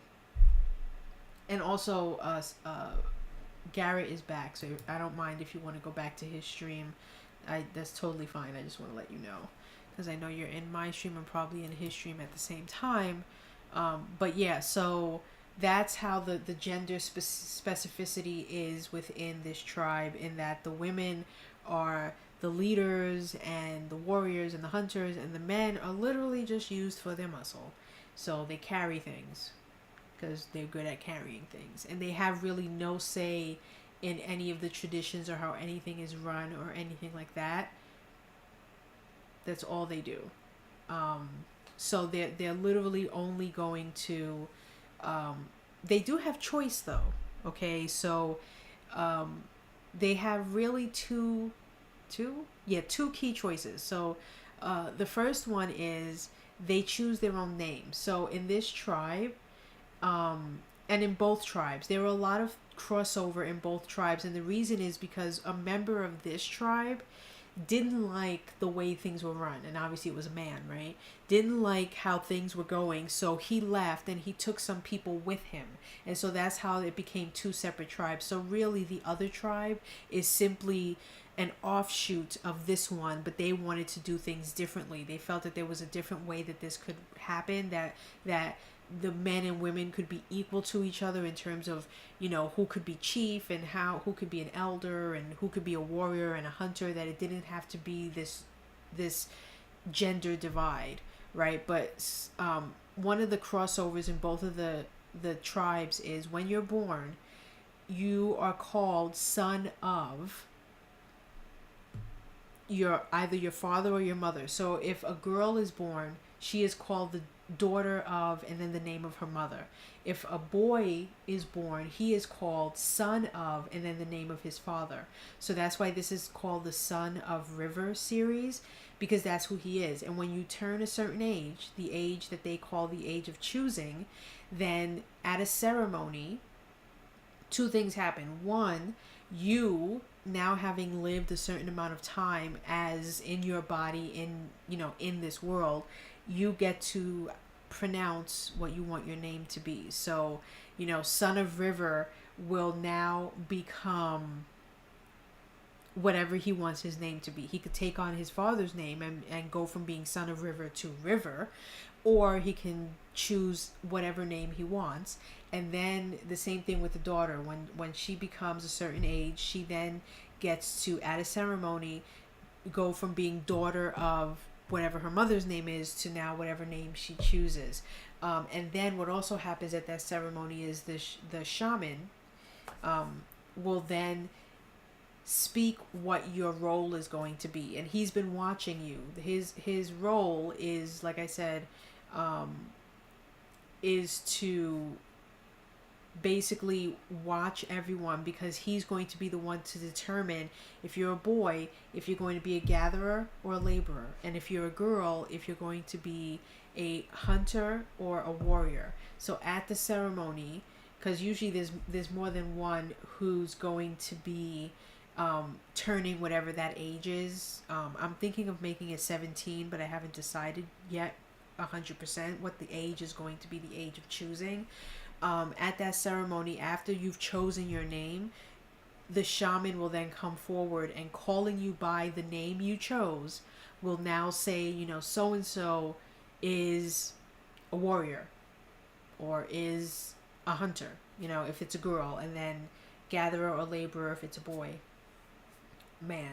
And so that's how this tribe works. And then there are 5 elders, and all 5 elders are women, right? And that's a job where you keep it for life, almost like the justices in the Supreme Court system. When a justice dies, then a new one is nominated to take that person's place. So in this instance, when an elder dies, then the shaman, again, who's been keeping records of everyone in the tribe, so they know their personalities, they know their strengths and their weaknesses, they know all of these things, is then called upon to nominate who they feel would be a good candidate to now be the next elder to take that person's place. And in this tribe, the elders have 5 names, and those names don't change. So if you chose a name and you are nominated to be an elder, you no longer are called by that name. You are called by the name of the elder you're replacing. So in this tribe, the elders' names are Cloud, Moon, Star, Sun, and Sky. Those are the 5 elders. But when you are nominated in and you're like a newbie, you're not called Elder Sky or Elder Cloud. You're just known as Cloud, let's say, if that's the one you're replacing, until you go through the lessons and the teachings of what it means to be an elder, what an elder does. And then after a set number of years, you will then get the I guess you could say the privilege or the honor of now being called elder so and so, because now you've undergone all that training.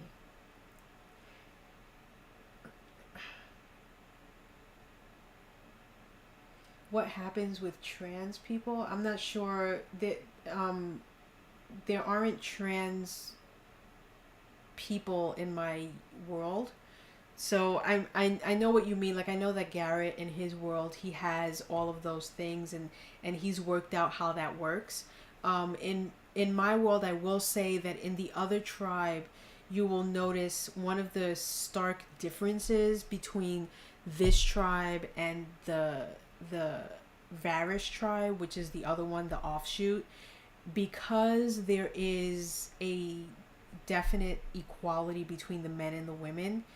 One of the stark differences is that there are lesbian relationships, there are homosexual relationships, so there are couples where it's 2 men or 2 women.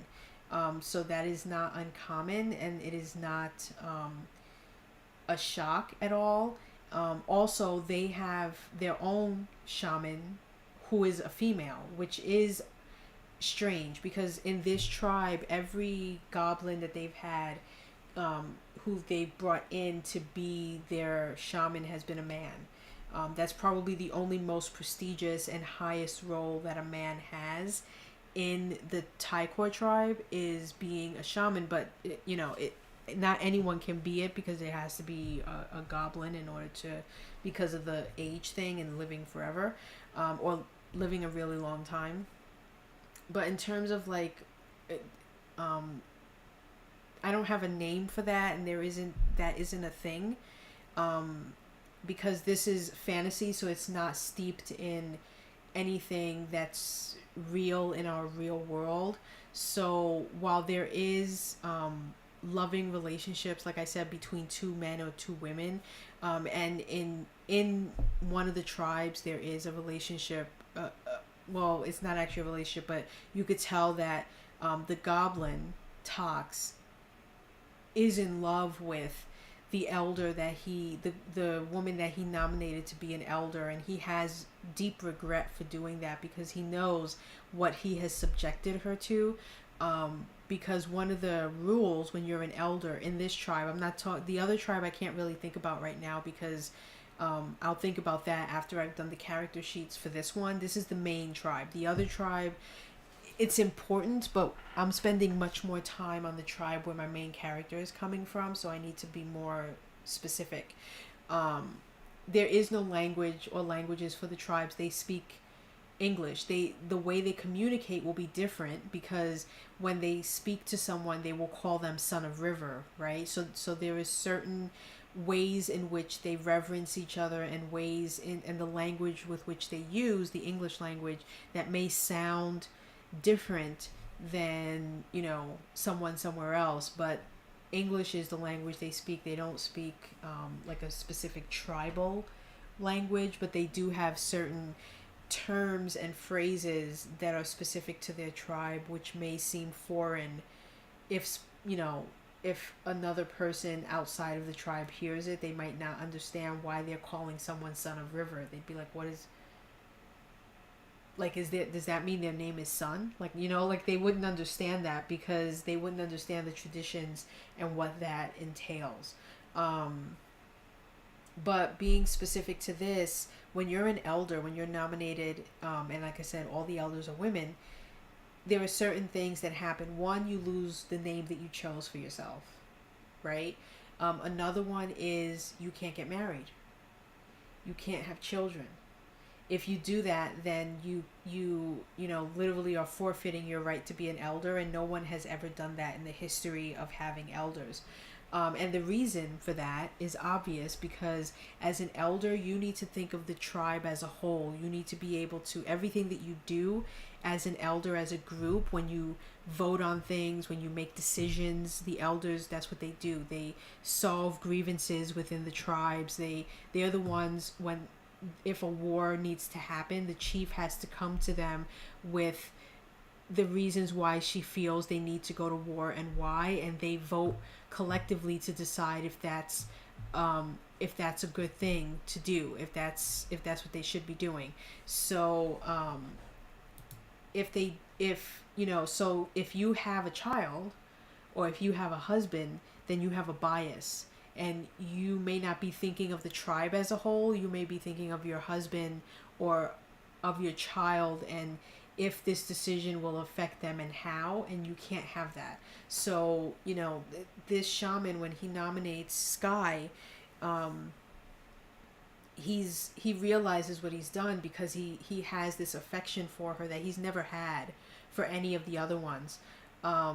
And the way that I'm going to show that is whenever he speaks to her, he never calls her by her elder name. He always calls her by her real name.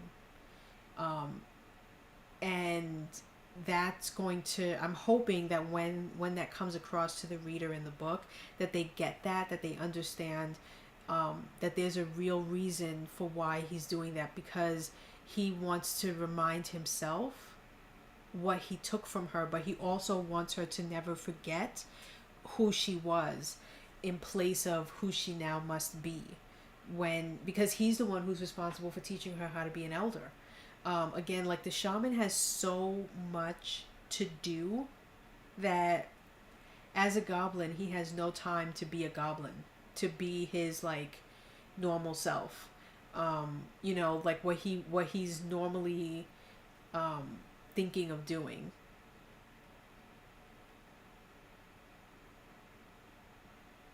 Oh, fancy graph. I don't know what Garrett's showing because I don't have my headset on, but he just showed a graph. I'm assuming it's a graph of his sales and his financial stability. That would be my assumption, because he's working on his finances, so I assume it's showing his finances.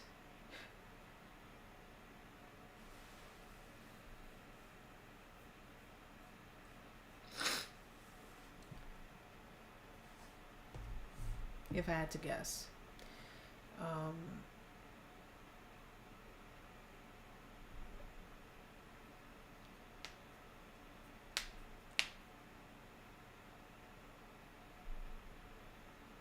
But yeah, so right now I'm doing, like I said, the this person, and so I have like different oh, my time is up already. Oh my god. I streamed for 3 hours? I did. Wow. I'm impressed. I didn't think I was gonna make it 3 hours. So anyway, I'm done with this, so I can chat a little bit if you want about this story that I'm telling. Like I said, there are two tribes. So there's the Taikor tribe, and what I did was, when I started on I started this on Monday, so this is all the stuff that I've been building and building and building. Is, you know, I've got the structure of how everything works. One of the things that's very specific to this tribe is face paint. So depending on how your face is painted, it will easily let another person know what your role is and things like that. So, you know, if you're a young person, meaning you haven't gone to the ceremony of choosing yet, you haven't turned that age yet, then your face paint is yellow. And it's the markings are going to be specific. I have to think about it and sketch it out really. And I have a cover, a mock-up of the cover which I can show because I actually just put it on my website. So I can just switch very quickly to this. Yeah, my thing, it's Scrivener and Scrivener autosaves, so I'm good with that. But if you go to my website and my library, where it's Stonehaven is the name of the whole universe, of the whole world that I've created. And okay, so here is what I'm writing right now. So this is just a mock-up. I actually have an illustrator who is going to illustrate this for me, but I just wanted to give him kind of like an idea on what I'm looking for the face. And so my idea is the main character, Son of River. I want to show him aging over time over the 4 books that I'm doing. And so the first book, he's going to be young because he's only going to be like 14 years old. And so it's going to be him dead on, and you're going to see the youth, but you're going to see how the white face paint is on there. And I haven't decided yet if each one is going to be him head on and just showing his face aging over each book, or if I'm going to have his face do like a quarter turn in each one, so that in the 4th book he's completely profile. And the reason why I'm leaning towards that is because when he's profile, you'll get to see the headdress, right? Because not all of them wear a headdress. In fact, only the women do, who are warriors and hunters. They wear this really ornate headdress, and I really want to show that. And so I think in the 4th book he's going to be profile, and it's going to show the Indian like headdress and everything like that, which I think will look pretty cool. I'm hoping. But yeah, this is the mock-up cover. And so I tell you, like in April right now, I'm doing the world building and the research. Next month, actually I don't think next month I'm going to spend the whole month on outlining. I think that's too long. I don't need that long. I'm hoping that the 3rd week of April, or the 4th week of April, the last one, I will outline, so that May I will actually do writing in May. And then in June, I'll do like editing and stuff. And I'll reach out to my illustrator and say, hey, so remember when I asked you to do these covers like 4 years ago? So I think I'm ready now. Because I asked him a long, long time ago. I actually, for Stonehaven, I have 60 plus books planned. I know that might sound like a lot.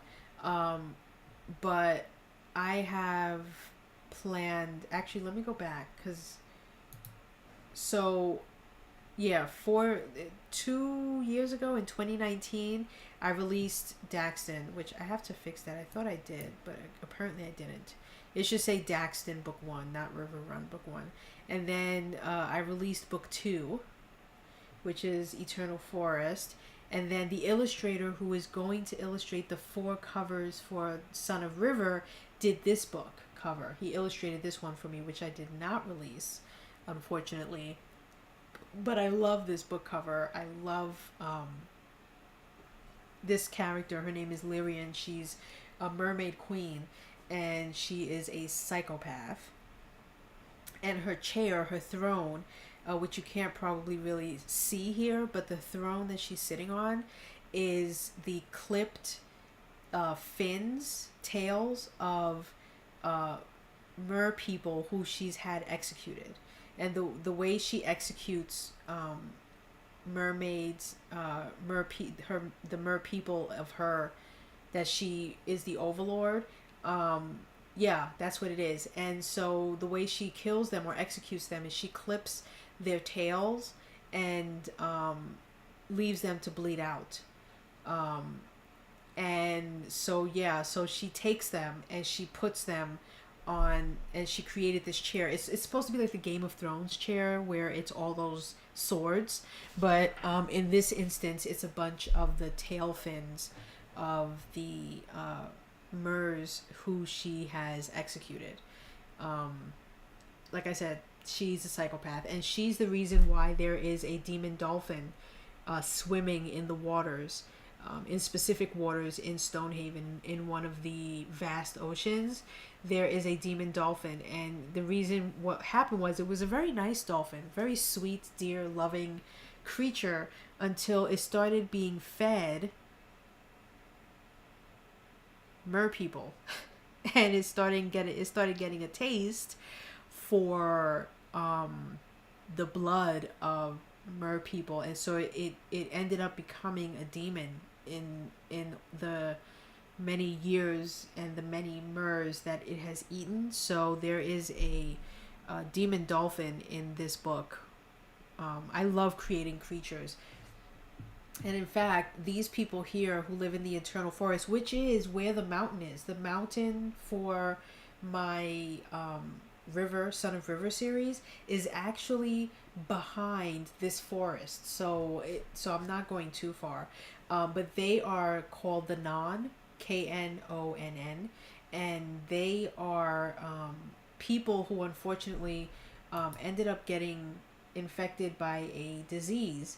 And at the time, the king who lived there, not wanting the disease to spread, took all the people who were sick with it and put them in the Eternal Forest, assuming that they would just die. But that's not what happened. They adapted to their surroundings, and they actually survived. And this is, their skin looks a bit like stone almost.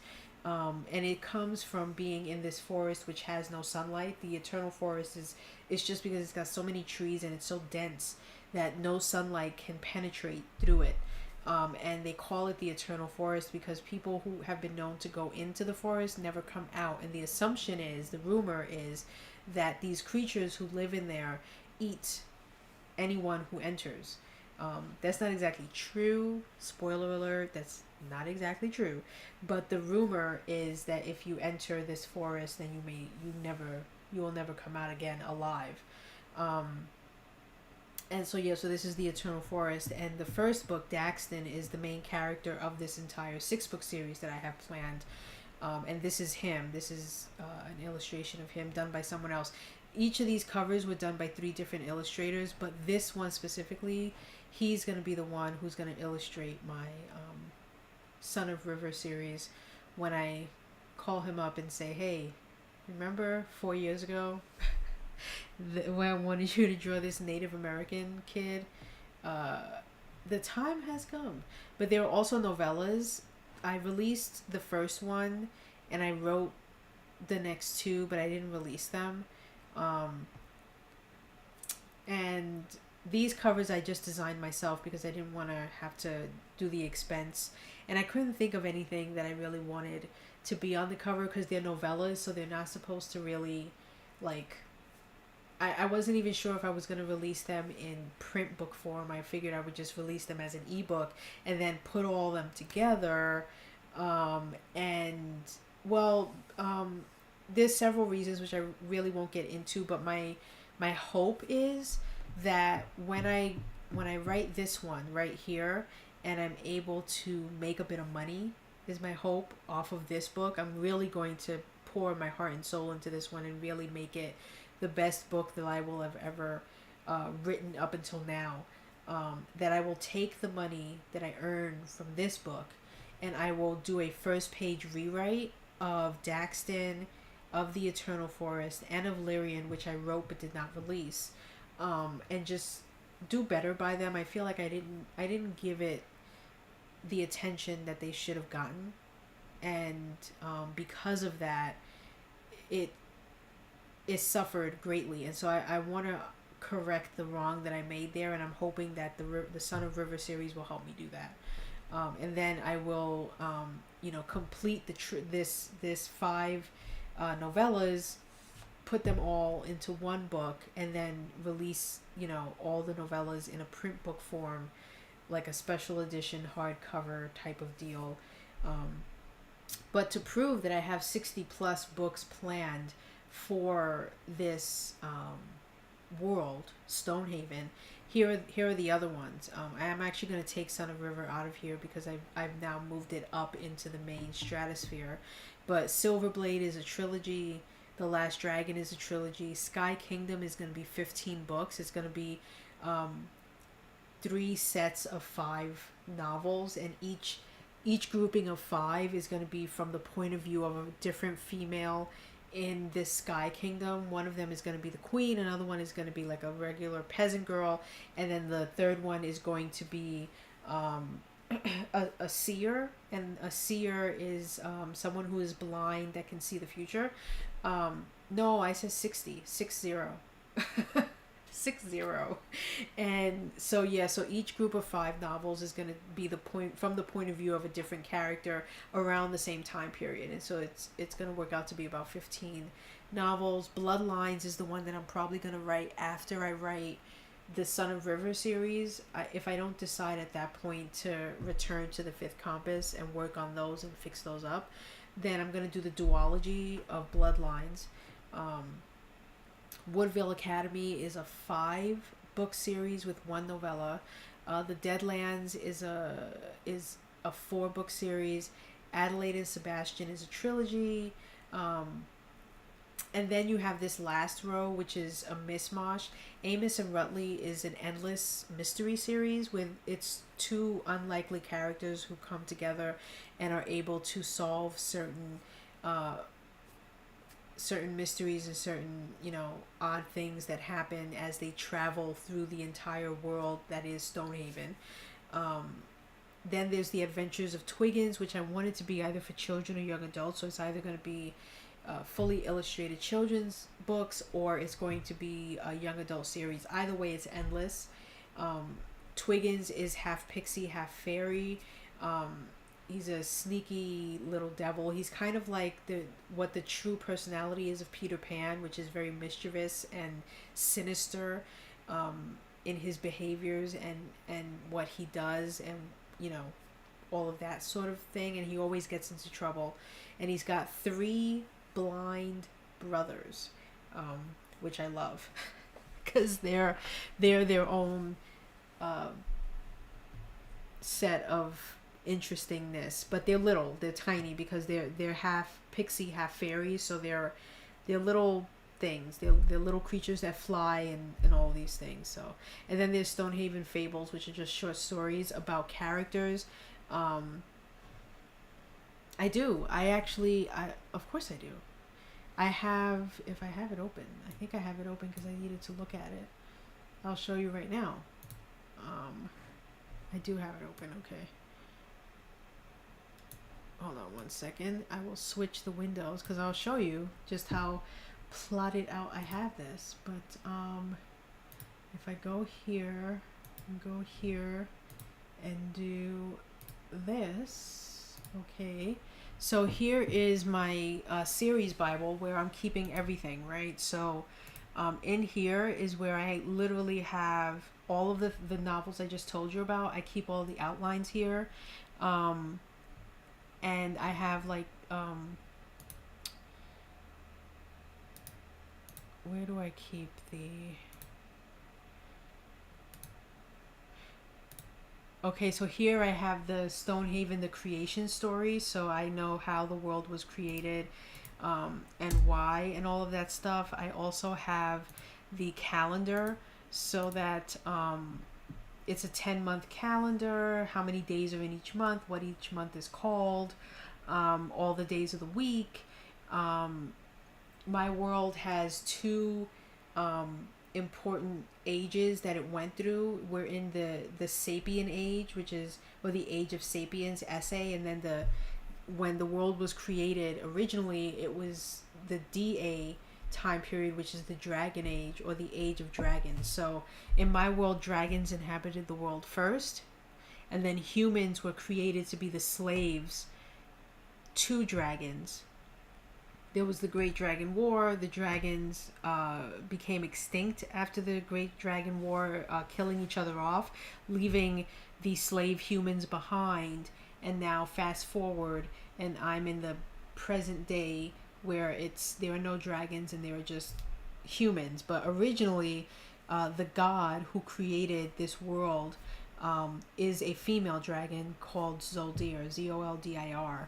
And so she created the world. She created 3 species of dragons: the dragons of water that can swim, dragons of time that can manipulate time, meaning pause it, rewind it, fast forward it, all these things with serious and dire repercussions, so they don't do it often. And then the dragons of magic.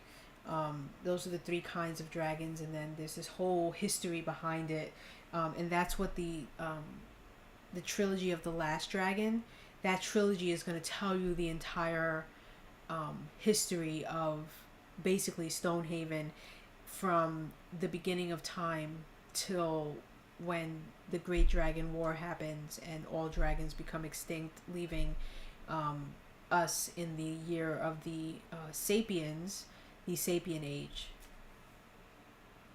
So yeah, I did, you can say, plan this out fairly, and this was, like I said, this was back in 2016 when I came up with all of this. So I have like all the characters, the ruling families in all of the main kingdoms, you know, the principal characters, and here are their character sheets. You know, here are the 15 novels for Sky Kingdom, Series 1, Series 2, and Series 3. You know, I've got it all here. And eventually I will end up writing all of these things before I kick the bucket, if you will. But you know, some of the secret stuff, which I won't click on because they're secret, I keep a kill list because I have so many characters and so many things happening that I felt that I needed to keep track of all the characters I kill, when, why, and by whom. So I have what I call the kill list, and you know, I have a bunch of, yes, I have a kill list. And I think that's the part that always interests people when I tell them about my world. Because I used to have the kill list right up here. I used to have it like just below the timeline. And people would see that right away and they'd say, what is that? And I'm like, I can't show you that. But it's basically, because I already know in certain novels that I haven't even written yet, what characters are going to die and who's going to kill them and why. So I have that list. And so whenever I start writing a new series or a new novel, I will go to that list and I'll be like, oh, okay, yes. And I'll see who it is, and it'll remind me, like, oh, I remember why I feel like that character needs to die. And it'll usually be like a very main, very important, very like main character. So I don't want to accidentally click on it, and then people will see that and they'll be like, oh my god, did that just have, you know, so and so on the kill list? What does that mean? Does that mean you're gonna kill them? Well, yes. So I moved it into a place where it would take me, 1, a long time to find it, and 2, you know, it would make it a lot easier to make sure that I don't click on it by accident. So it's in my secret documents area. That is secret to me and no one else.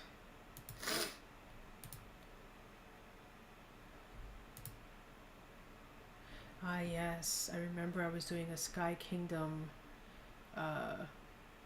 template of how things were going to work with the families and everything like that. So Sky Kingdom is big. So I put an entire world above the main one.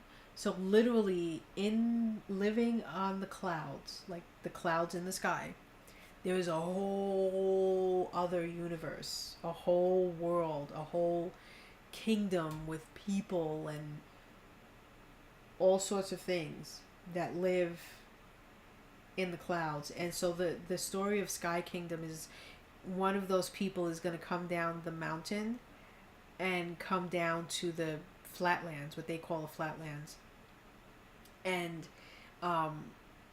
what happens when that happens, and how she has to figure out a way to save her world because the clouds are disappearing. And once the clouds are completely gone, her world will no longer exist. And so that's what Sky Kingdom, that 15-book series is going to be about. It's going to be pretty cool.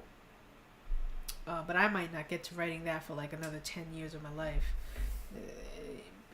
You know, like a lot of these books I already told myself I'm not going to write until I'm in a place like where I'm writing full time and that's my job. My job is to write books and release them. Then I will entertain writing like a 15-book series, right? I'm not going to spend all that time and I'm still like working 9 to 5.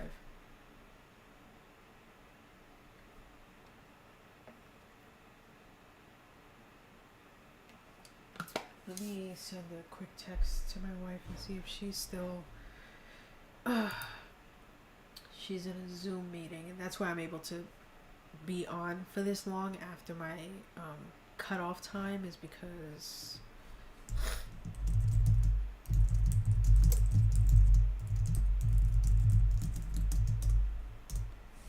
and then I'll go downstairs and make lunch. But yeah, you have a death note over there. It's one of the cool stuff. It's not hard. It's a matter of dedication and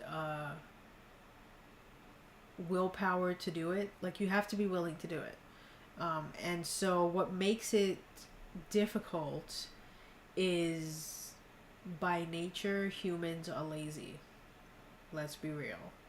Like, those who are wealthy and those who are and wealthy not by like the amount of money in their bank account, but wealthy in a place where they love their life and they love what they're doing and they're earning a good enough living, it is because they have a certain level of passion and dedication for the work that they are doing, whether they are a garbage man or whether they are an actor in Hollywood, right? There is something about them, their internal core, that makes it that they can't live or breathe without doing the thing which they love and are passionate about doing. And there is all too many people, like me included, who have a passion but don't have the dedication.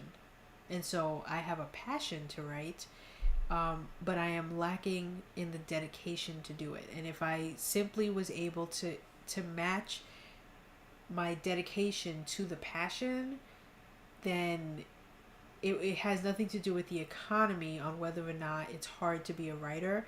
Because do you know how many billions of dollars are spent by people buying books? I mean, it's unquantifiable, right? People are always going to be buying books. There will always be a new generation of readers coming into the world seeking desperately to, read a book, to find the next Harry Potter, to read the next Game of Thrones, right? There will be those books that are historical, and so there will always be the generation that is always going to read The Lord of the Rings.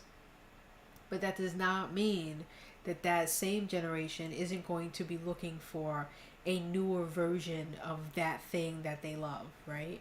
And that they're not going to have the money or find the money or make the money to buy it. You just have to produce it and put it forth before them so that they can find it and buy it. That's the part where the dedication kind of falls flat. So you have a lot of writers who, yes, it is difficult for them to break in and earn a living from their writing, but it has nothing to do with the economy being the way it is, because, that's like saying, oh, there isn't enough air for everyone. Like, are you willing to put in the work? Because it takes work. It's not like you just sit back and you wait for the money to come in. You have to actually actively do the thing.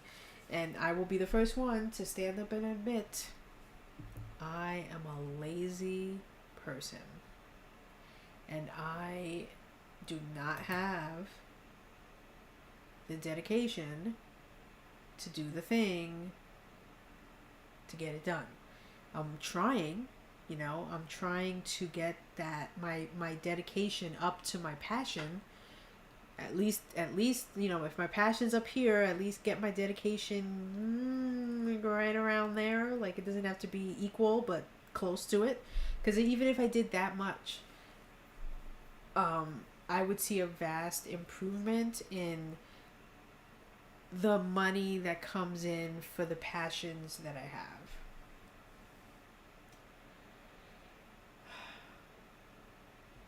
These people are constantly emailing me, and it's like, it's not gonna happen, dude. It is not going to happen, so stop emailing me. I'm switching back to my other thing, because I'm closing my series Bible.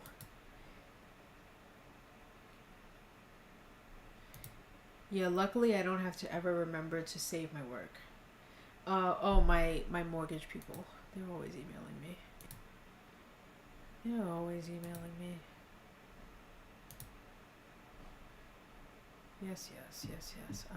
I know. Rates are rising. Story of my life. Let's delete all of that. At this point, I just delete it. Don't even give it any attention.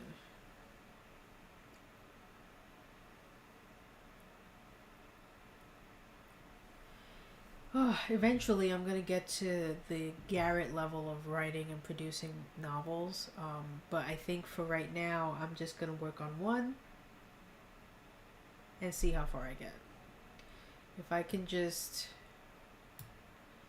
get to a place in my life where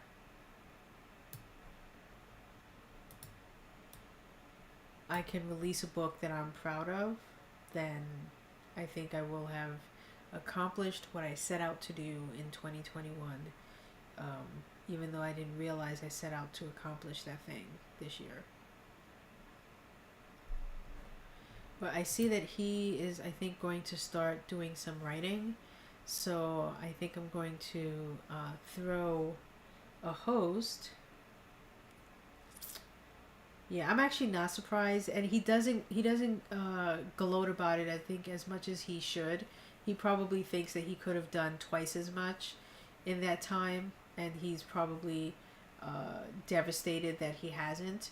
But half of those books, and I think this is the reason why, half of those books he ended up rewriting and republishing because he had a falling out with the people who published it.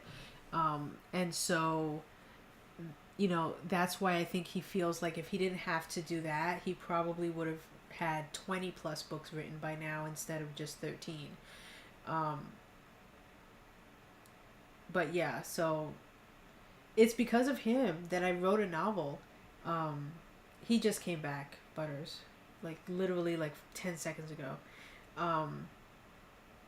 And so it's because I watched him write an entire novel in 17 days on stream when I was like, I could do that. If he could do that, I could do that. So I beat him and I wrote a 90,000, actually I think it was Daxton. I wrote Daxton, which was 90 plus thousand words in 13 days. Because I wanted to prove to him and to myself that wasn't like a one-off, like that's a thing that anybody could do.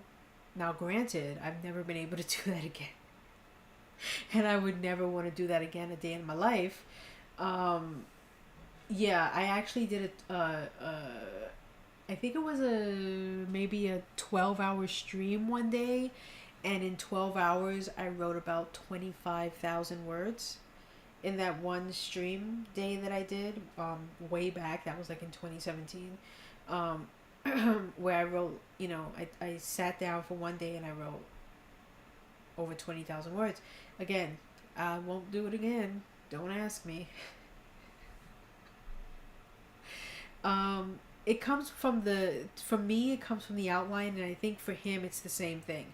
the reason why he's able to write so fast and the reason why I'm able to write so fast when I get my ass in the seat and actually do the writing is because I have an outline. If I didn't have an outline, I would not have been able to do that.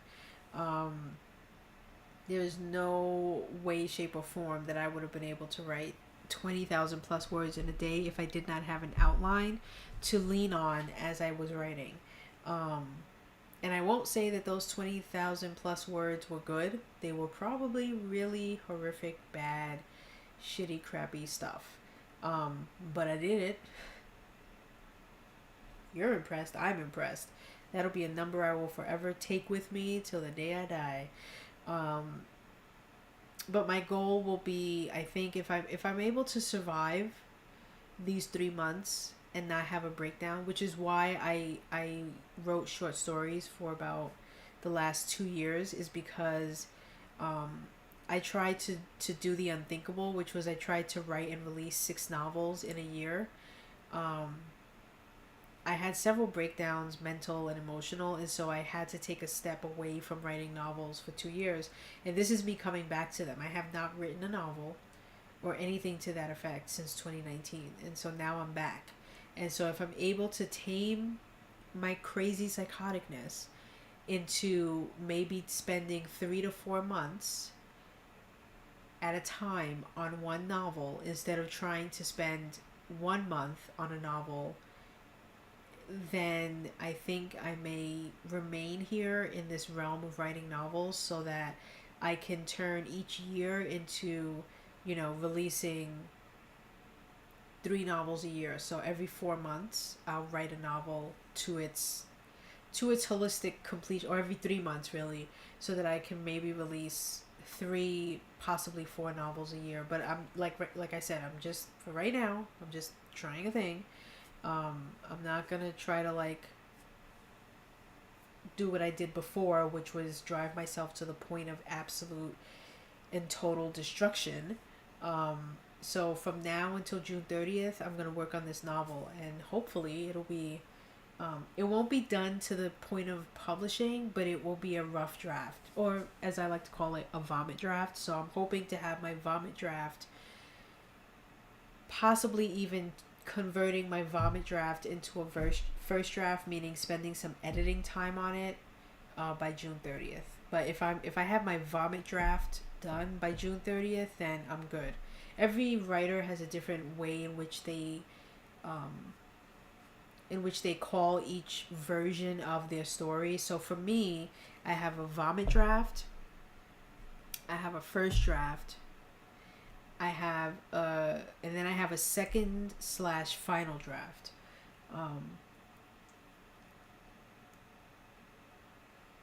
Yeah, last year was, I went into last year thinking I was gonna slay it. Okay, last year I was going to release 52 short stories in 52 weeks. That was my goal. And I went in there guns a-blazing, I was nothing was gonna stop me. I was releasing 52 stories in 52 weeks, one short story a week, and we all know what happened. I got halfway, I got to June, okay, and I did the thing, but so then this year I decided I wasn't gonna do 52 stories in 52 weeks. I was gonna do 26, so I would do 2 stories a month, and I was starting to get bored, quite honestly, and I wasn't feeling it. So my wife cleverly said, maybe you need to go back to writing a novel. You've been away from it for quite some time, over 2 years. Maybe it's time. And I was like, all right, sure. So this is what I'm doing. And I do feel a lot better. I'm loving going into the character stuff. This isn't stuff that I normally would have done with writing a novel, but I think it's going to be a process that I'm going to incorporate and do. Because I think it's going to be helpful to me as I do this series and as I do any series moving forward. So I highly recommend it to anyone, all of this will be here, and then what will happen is up here will be my actual draft. As you can see, many years ago I actually wrote 10 chapters, which came out to about 11,389 words. I'm gonna scrap all of it. It's all gonna go. I'm gonna take all 10 of these chapters and move them into, not the trash bin, but I'm probably going to create I'm going to put it in here in the deleted scenes area and just kind of let it hang out there for a while. And I'm just going to start, because a lot of what I wrote is not anywhere in what I'm writing now, so none of this is going to really help me in any way. But, you know, back then I was trying to do the unthinkable, and I was trying to write too many novels at the same time, to release too many things in a year, and it just was not conducive at all. So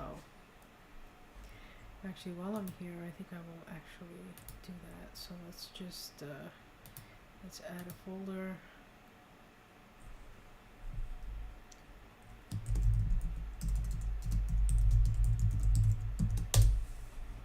Put old chapters, and I'm going to take all of these and I'm going to move them to deleted scenes, old chapters. Alright, so there they go. So there they will live. Which means I have to put back. Oh, I forgot that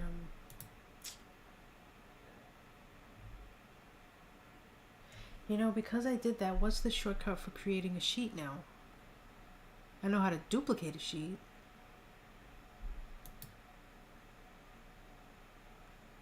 I gotta look that up. Hold on.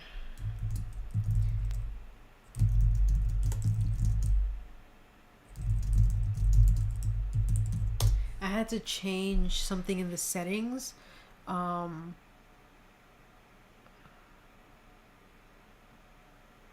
So that it would allow me to duplicate. But when I did that, I lost the ability to just hit enter, which would typically just create a sheet. It looks like it's Control Tab, which I don't think is right. But or maybe they mean Command Tab? No.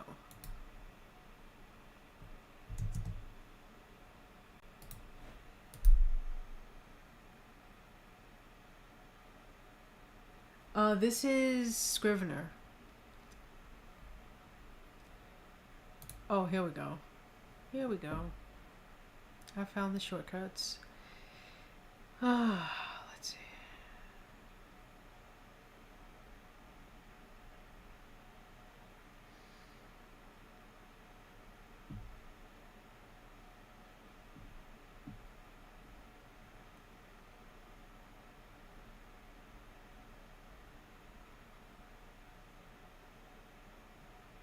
Command N. No way. Oh, but it puts it at the bottom. Well, who does that help? That's alright. I can move them all up. But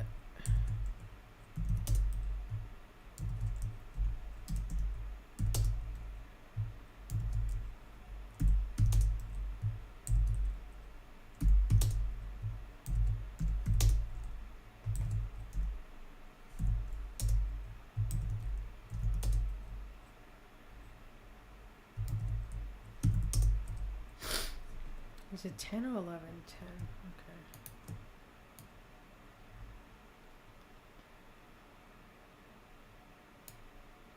Alright, there we go. Put them all back. And hello, Tachyon GT. Welcome.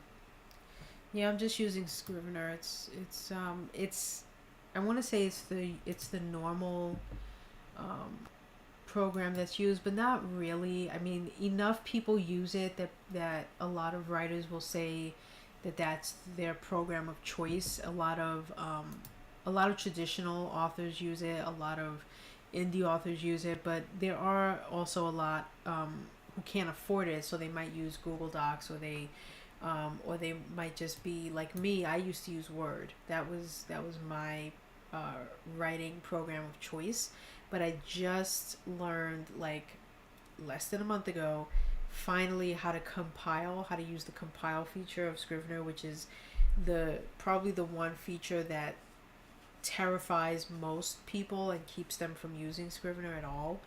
I finally just learned how to use it, and so because I know how to use it now, I'm not as terrified as I used to be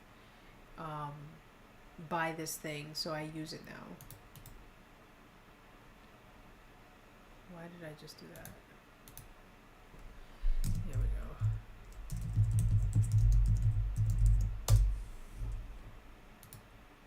This has been bothering me forever.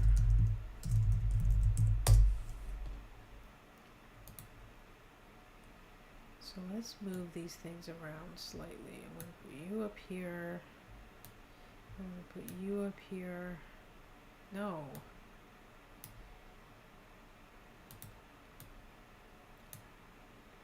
Okay. And then I want to add this and do outlines. And I'm going to toss you guys in here. I like to be a bit, oh God, I hate when you do that. Don't do that to me. There we go. I like to be a bit organized in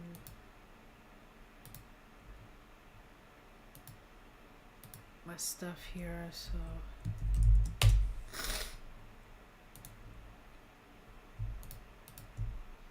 gonna move all these things in here because they're old and I want them out of my way.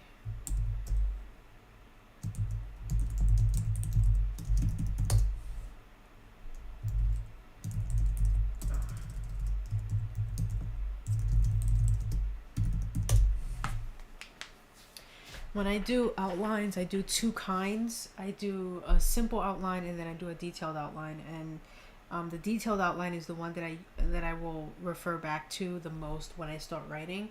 But my simple outline is literally just a 3-act breakdown where I just kind of throw words on the page of like, here's what I want to happen in Act 1, Act 2, Act 3. My detailed outline is how I break down my chapters. So I will take Act 1 and I will break it down into like 20 chapters. And, you know, Act 2 will be maybe like 15 chapters. And then Act 3 will be maybe like 30 chapters. I don't know, however the case may be. But I will number each chapter and then I will, you know, write a bit of a blurb on what I want to happen in each chapter. And I'm thinking for these books, I want to, again, take a different route. And I want each chapter to not be a chapter number, but a name. Which can usually be helpful or hurtful to the reader or the writer. So I'm taking a gamble and a risk by doing that, but something is calling me to feel like because of the traditions of the tribes and all of those things, I feel like I need to give each chapter a name and have a specific naming convention for each chapter, similar to the naming convention of each of the children when they're born, where they're son of someone or daughter of someone. So I'm gonna think on it, and I'm sure it'll come to me when I actually get down to the nitty-gritty outline portion.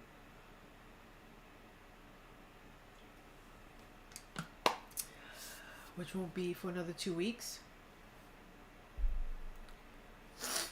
It would, right? It would be it would just harken well to the story in general, if I did it that way. It wouldn't necessarily be on universe, but it would be on par with this series to do it that way.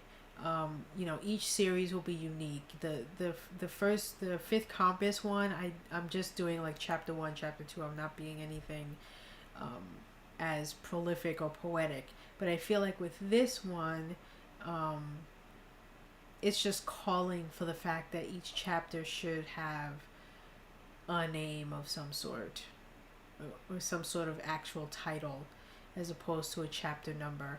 I mean, if I really had the money, I would even want to have like a specific piece of art above the title, like a piece of art, and then the title, and then, you know, the chapter begins, that would depict a specific scene taking place, or even just symbolism, because you did mention language. While they don't speak any language other than English in their unique way of speaking, there will be specific characters that depict specific things, like a certain symbol for a specific animal, or a specific food item, or clothing and things. And so when they go, and the reason why they have their own specific character language, or character way of writing, is because when they go into town, which they do, is in case they lose that piece of paper or whatever the case may be, they don't want anyone to know why they've been there or who they are, and they want to remain a bit of a mystery. So anyone who picks up that piece of paper isn't going to know anything about what the hell that symbol means or what it's saying. But the shaman who keeps the historic records and everything, they write in English. It's not using any specific characters or anything like that. It's just that certain symbols mean certain things.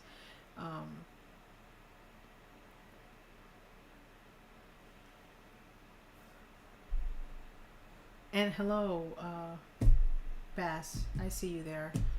I'm actually about to hop off and go get lunch because I am starving. I did not eat breakfast, and I've been here for now 4 hours, and I have not stretched my legs or got. That's one thing I need to work on, is if I'm going to do these long streams, I really need to make a point to get up and move around, because sitting in a chair for 4 hours at a time is not good. It's just not good on your whole body structure. And I'm starting to feel it. I am starting to feel the pain in places I never thought I would before. So I am going to go seek out food and try to be quiet, because my wife, I think, is still on a Zoom call. And so I don't want to disrupt that. And if I make too much noise, the dogs will go cray-cray. And they're probably in her office right now, being very quiet. Good doggies. But I will likely be lurking in either Garrett's stream while he's still streaming, and then when he stops streaming, I'll probably switch over to Travis Tavern Talk. So Butters, if you're not familiar with who that is, I would recommend, if you're still awake, when Garrett is finished streaming, that you head over there, because he's a writer as well, and he's published many a novel, both non-fiction and fiction. Yes, Travis, hold on, I can write this. I am typing in all caps. That is his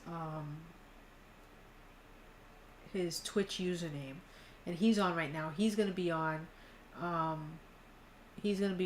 forever, because he does writing, and then this evening he's going to do a poker stream.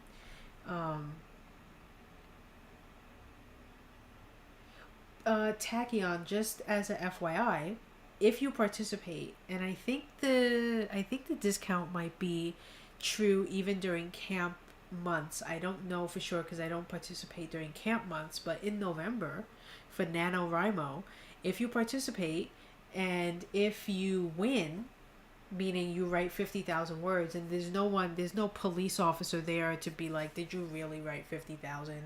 But if you write 50,000 words and you record that in the NaNoWriMo like thing that you do, you get Scrivener 50% off.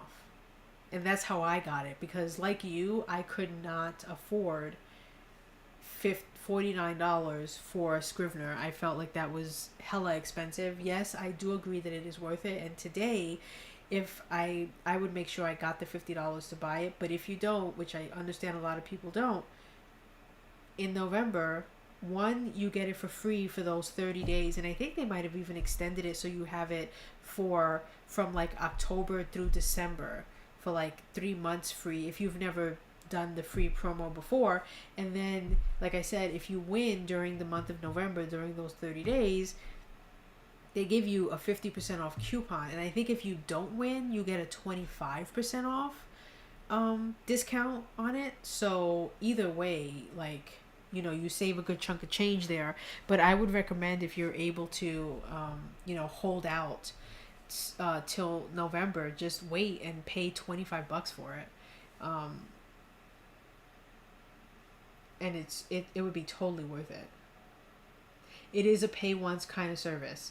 However, I do believe when they came out, because I have the Mac version, so when they came out with Scrivener 3 for Mac, I feel like I had to pay for that upgrade because it was such a huge upgrade. I don't recall because it was several years ago, but something tells me like it wasn't the full like $50 or even 25. It might have just been like 10 or $15. But I think I had to pay for that specific upgrade. But it's not like a monthly thing. It's not like an annual subscription thing. You pay the $50 once, and you get all the upgrades after that. I might be wrong in my thinking that I had to pay for the 3.0 upgrade. But yeah, if you can, just and full disclosure here, when I got it for 50% off in November back in 2013, I didn't write the full 50,000 words, and I knew that I wasn't going to get to it, so I'm willing to admit this lie on stream live. What I did was I had written, like, let's say maybe 40,000, and it was like maybe 2 days or something like that before the end of the month. So I literally just copied and pasted enough that would make me win the 50,000 word count that it would log so that I could get that 50% off. Not gonna lie, that's what I did. And I will tell you, if that's what you need to do so that you can get that 50% off, by all means do it. Because like I said, they're not like vetting it to be like, did you really, is this really a full 50,000 words? They're not going to stop and check to make sure that you didn't literally just copy and paste a 25,000 word document twice in order to get to that $50,000. To that $50,000 goal, 50,000 word goal. But you know, I would, if you don't think you'll do it, like I said, try to stick to the thing where you write 1,667 words every day for 30 days. But if you don't think you're gonna make it, and I will check real quick. I don't, like I said, I don't know, because camp is happening right now.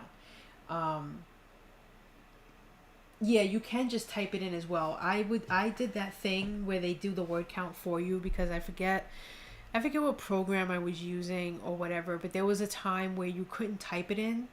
Back in 2013, you couldn't type it in. You had to literally copy and paste what you had, the new words you had written, into this like little box that would pop up, and then it would tabulate that and then add it to your graph. But now that they've expanded it, they've upgraded it, you can do it every month and all of these things. So I'm not even sure.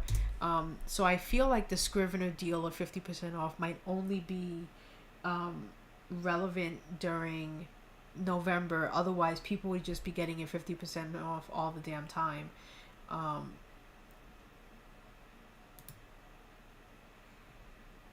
But let me see. I'm checking right now because it'll tell me. Ooh.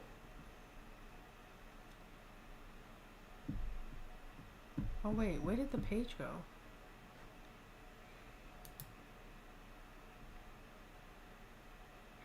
They used to have a page. Oh, here we go. Offers. I have not been here in so long that... Okay, Scrivener. Oh yeah, 50% off for all Camp NaNoWriMo winners and 20% off for all participants. So if you participate, you get 20% off. And if you win, And I don't even know how they're defining winning, because during camp, if I'm not mistaken, you get to put your own writing goal. So if you put a writing goal of like 10,000 words and you meet that goal, does that mean they're going to give you 50% off? Interesting.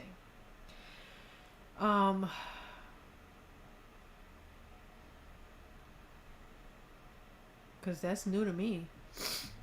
And look at all these sponsors they have, guys. You guys should go check out. Here's the link. Go get yourself some discounts on all of these programs. I have Pro Writing 8 already. I paid for it. But they have, Dabble in there, which I've heard some things, both good and bad, about. Plotter, World Anvil deals, For the Word deals, Storyist. I think, is Hermit a Mac only? Is that similar to, what's the one that's Mac only? But I think it's like an annual subscription, so I don't have it. It's not even here anymore. They used to be a sponsor. They used to be back in the days. And also, yes, congratulations on the 60K. That's great.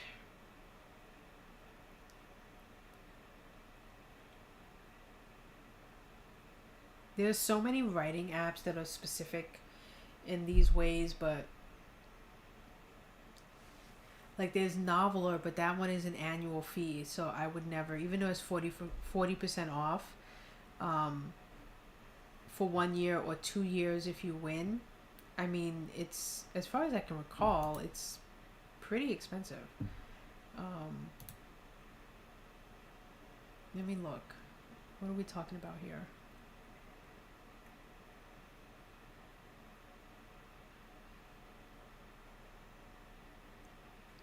Yeah, I'm not too familiar with like all of these. There's so many new things. I try not to look because I feel like every fancy schmancy new program is literally just an offshoot of another one trying to make money. So, I wouldn't look at something like Plotter or For the Words or Storyist or Noveler or Novel Path. I mean, they all do practically the same thing. So it's like, and then they come and go. Very few of these kinds of programs and softwares that are created are long lasting. And so I try not to. I have Word. Word has been around since like forever. But anyway, is he still on? Okay, so I'm going to now leave before I never leave, because I can be here forever. I can be here forever, guys. I will be back on Monday morning, streaming before I have to go grocery shopping. But thank you, all of you guys. Like I feel like this is the most people I've had in my chat and in my channel in quite some time. It's been a really long time since I've been here and had like a bunch of people chatting in here. So I want to say thanks. You guys have been really helpful. Like when you ask me about what I'm writing and what I'm working on, it helps me kind of talk it out. But yeah, I'll be back Monday morning. I stream Monday, Tuesday, Wednesday, 8 a.m. to 11 a.m. Eastern. And then on Fridays and Saturdays, I no longer can stream on Thursdays. So my new schedule, for now anyway, is Monday, Tuesday, Wednesday, Friday, Saturday. And no streaming on Thursdays and Sundays. So that's it for me. I think I know how to do a thing. And so I will go do that thing. So peace out, you guys. Catch you on Monday if you're here. I'm going to be hopefully working on map stuff on Monday. So if you're interested at all in seeing how a horrible illustrator person who doesn't know how to draw a straight line is going to kind of illustrate or draw a really crappy map on the current story that I'm working on, stop by on Monday. That's what I'll be working on Photoshop probably. And until then, enjoy your weekend.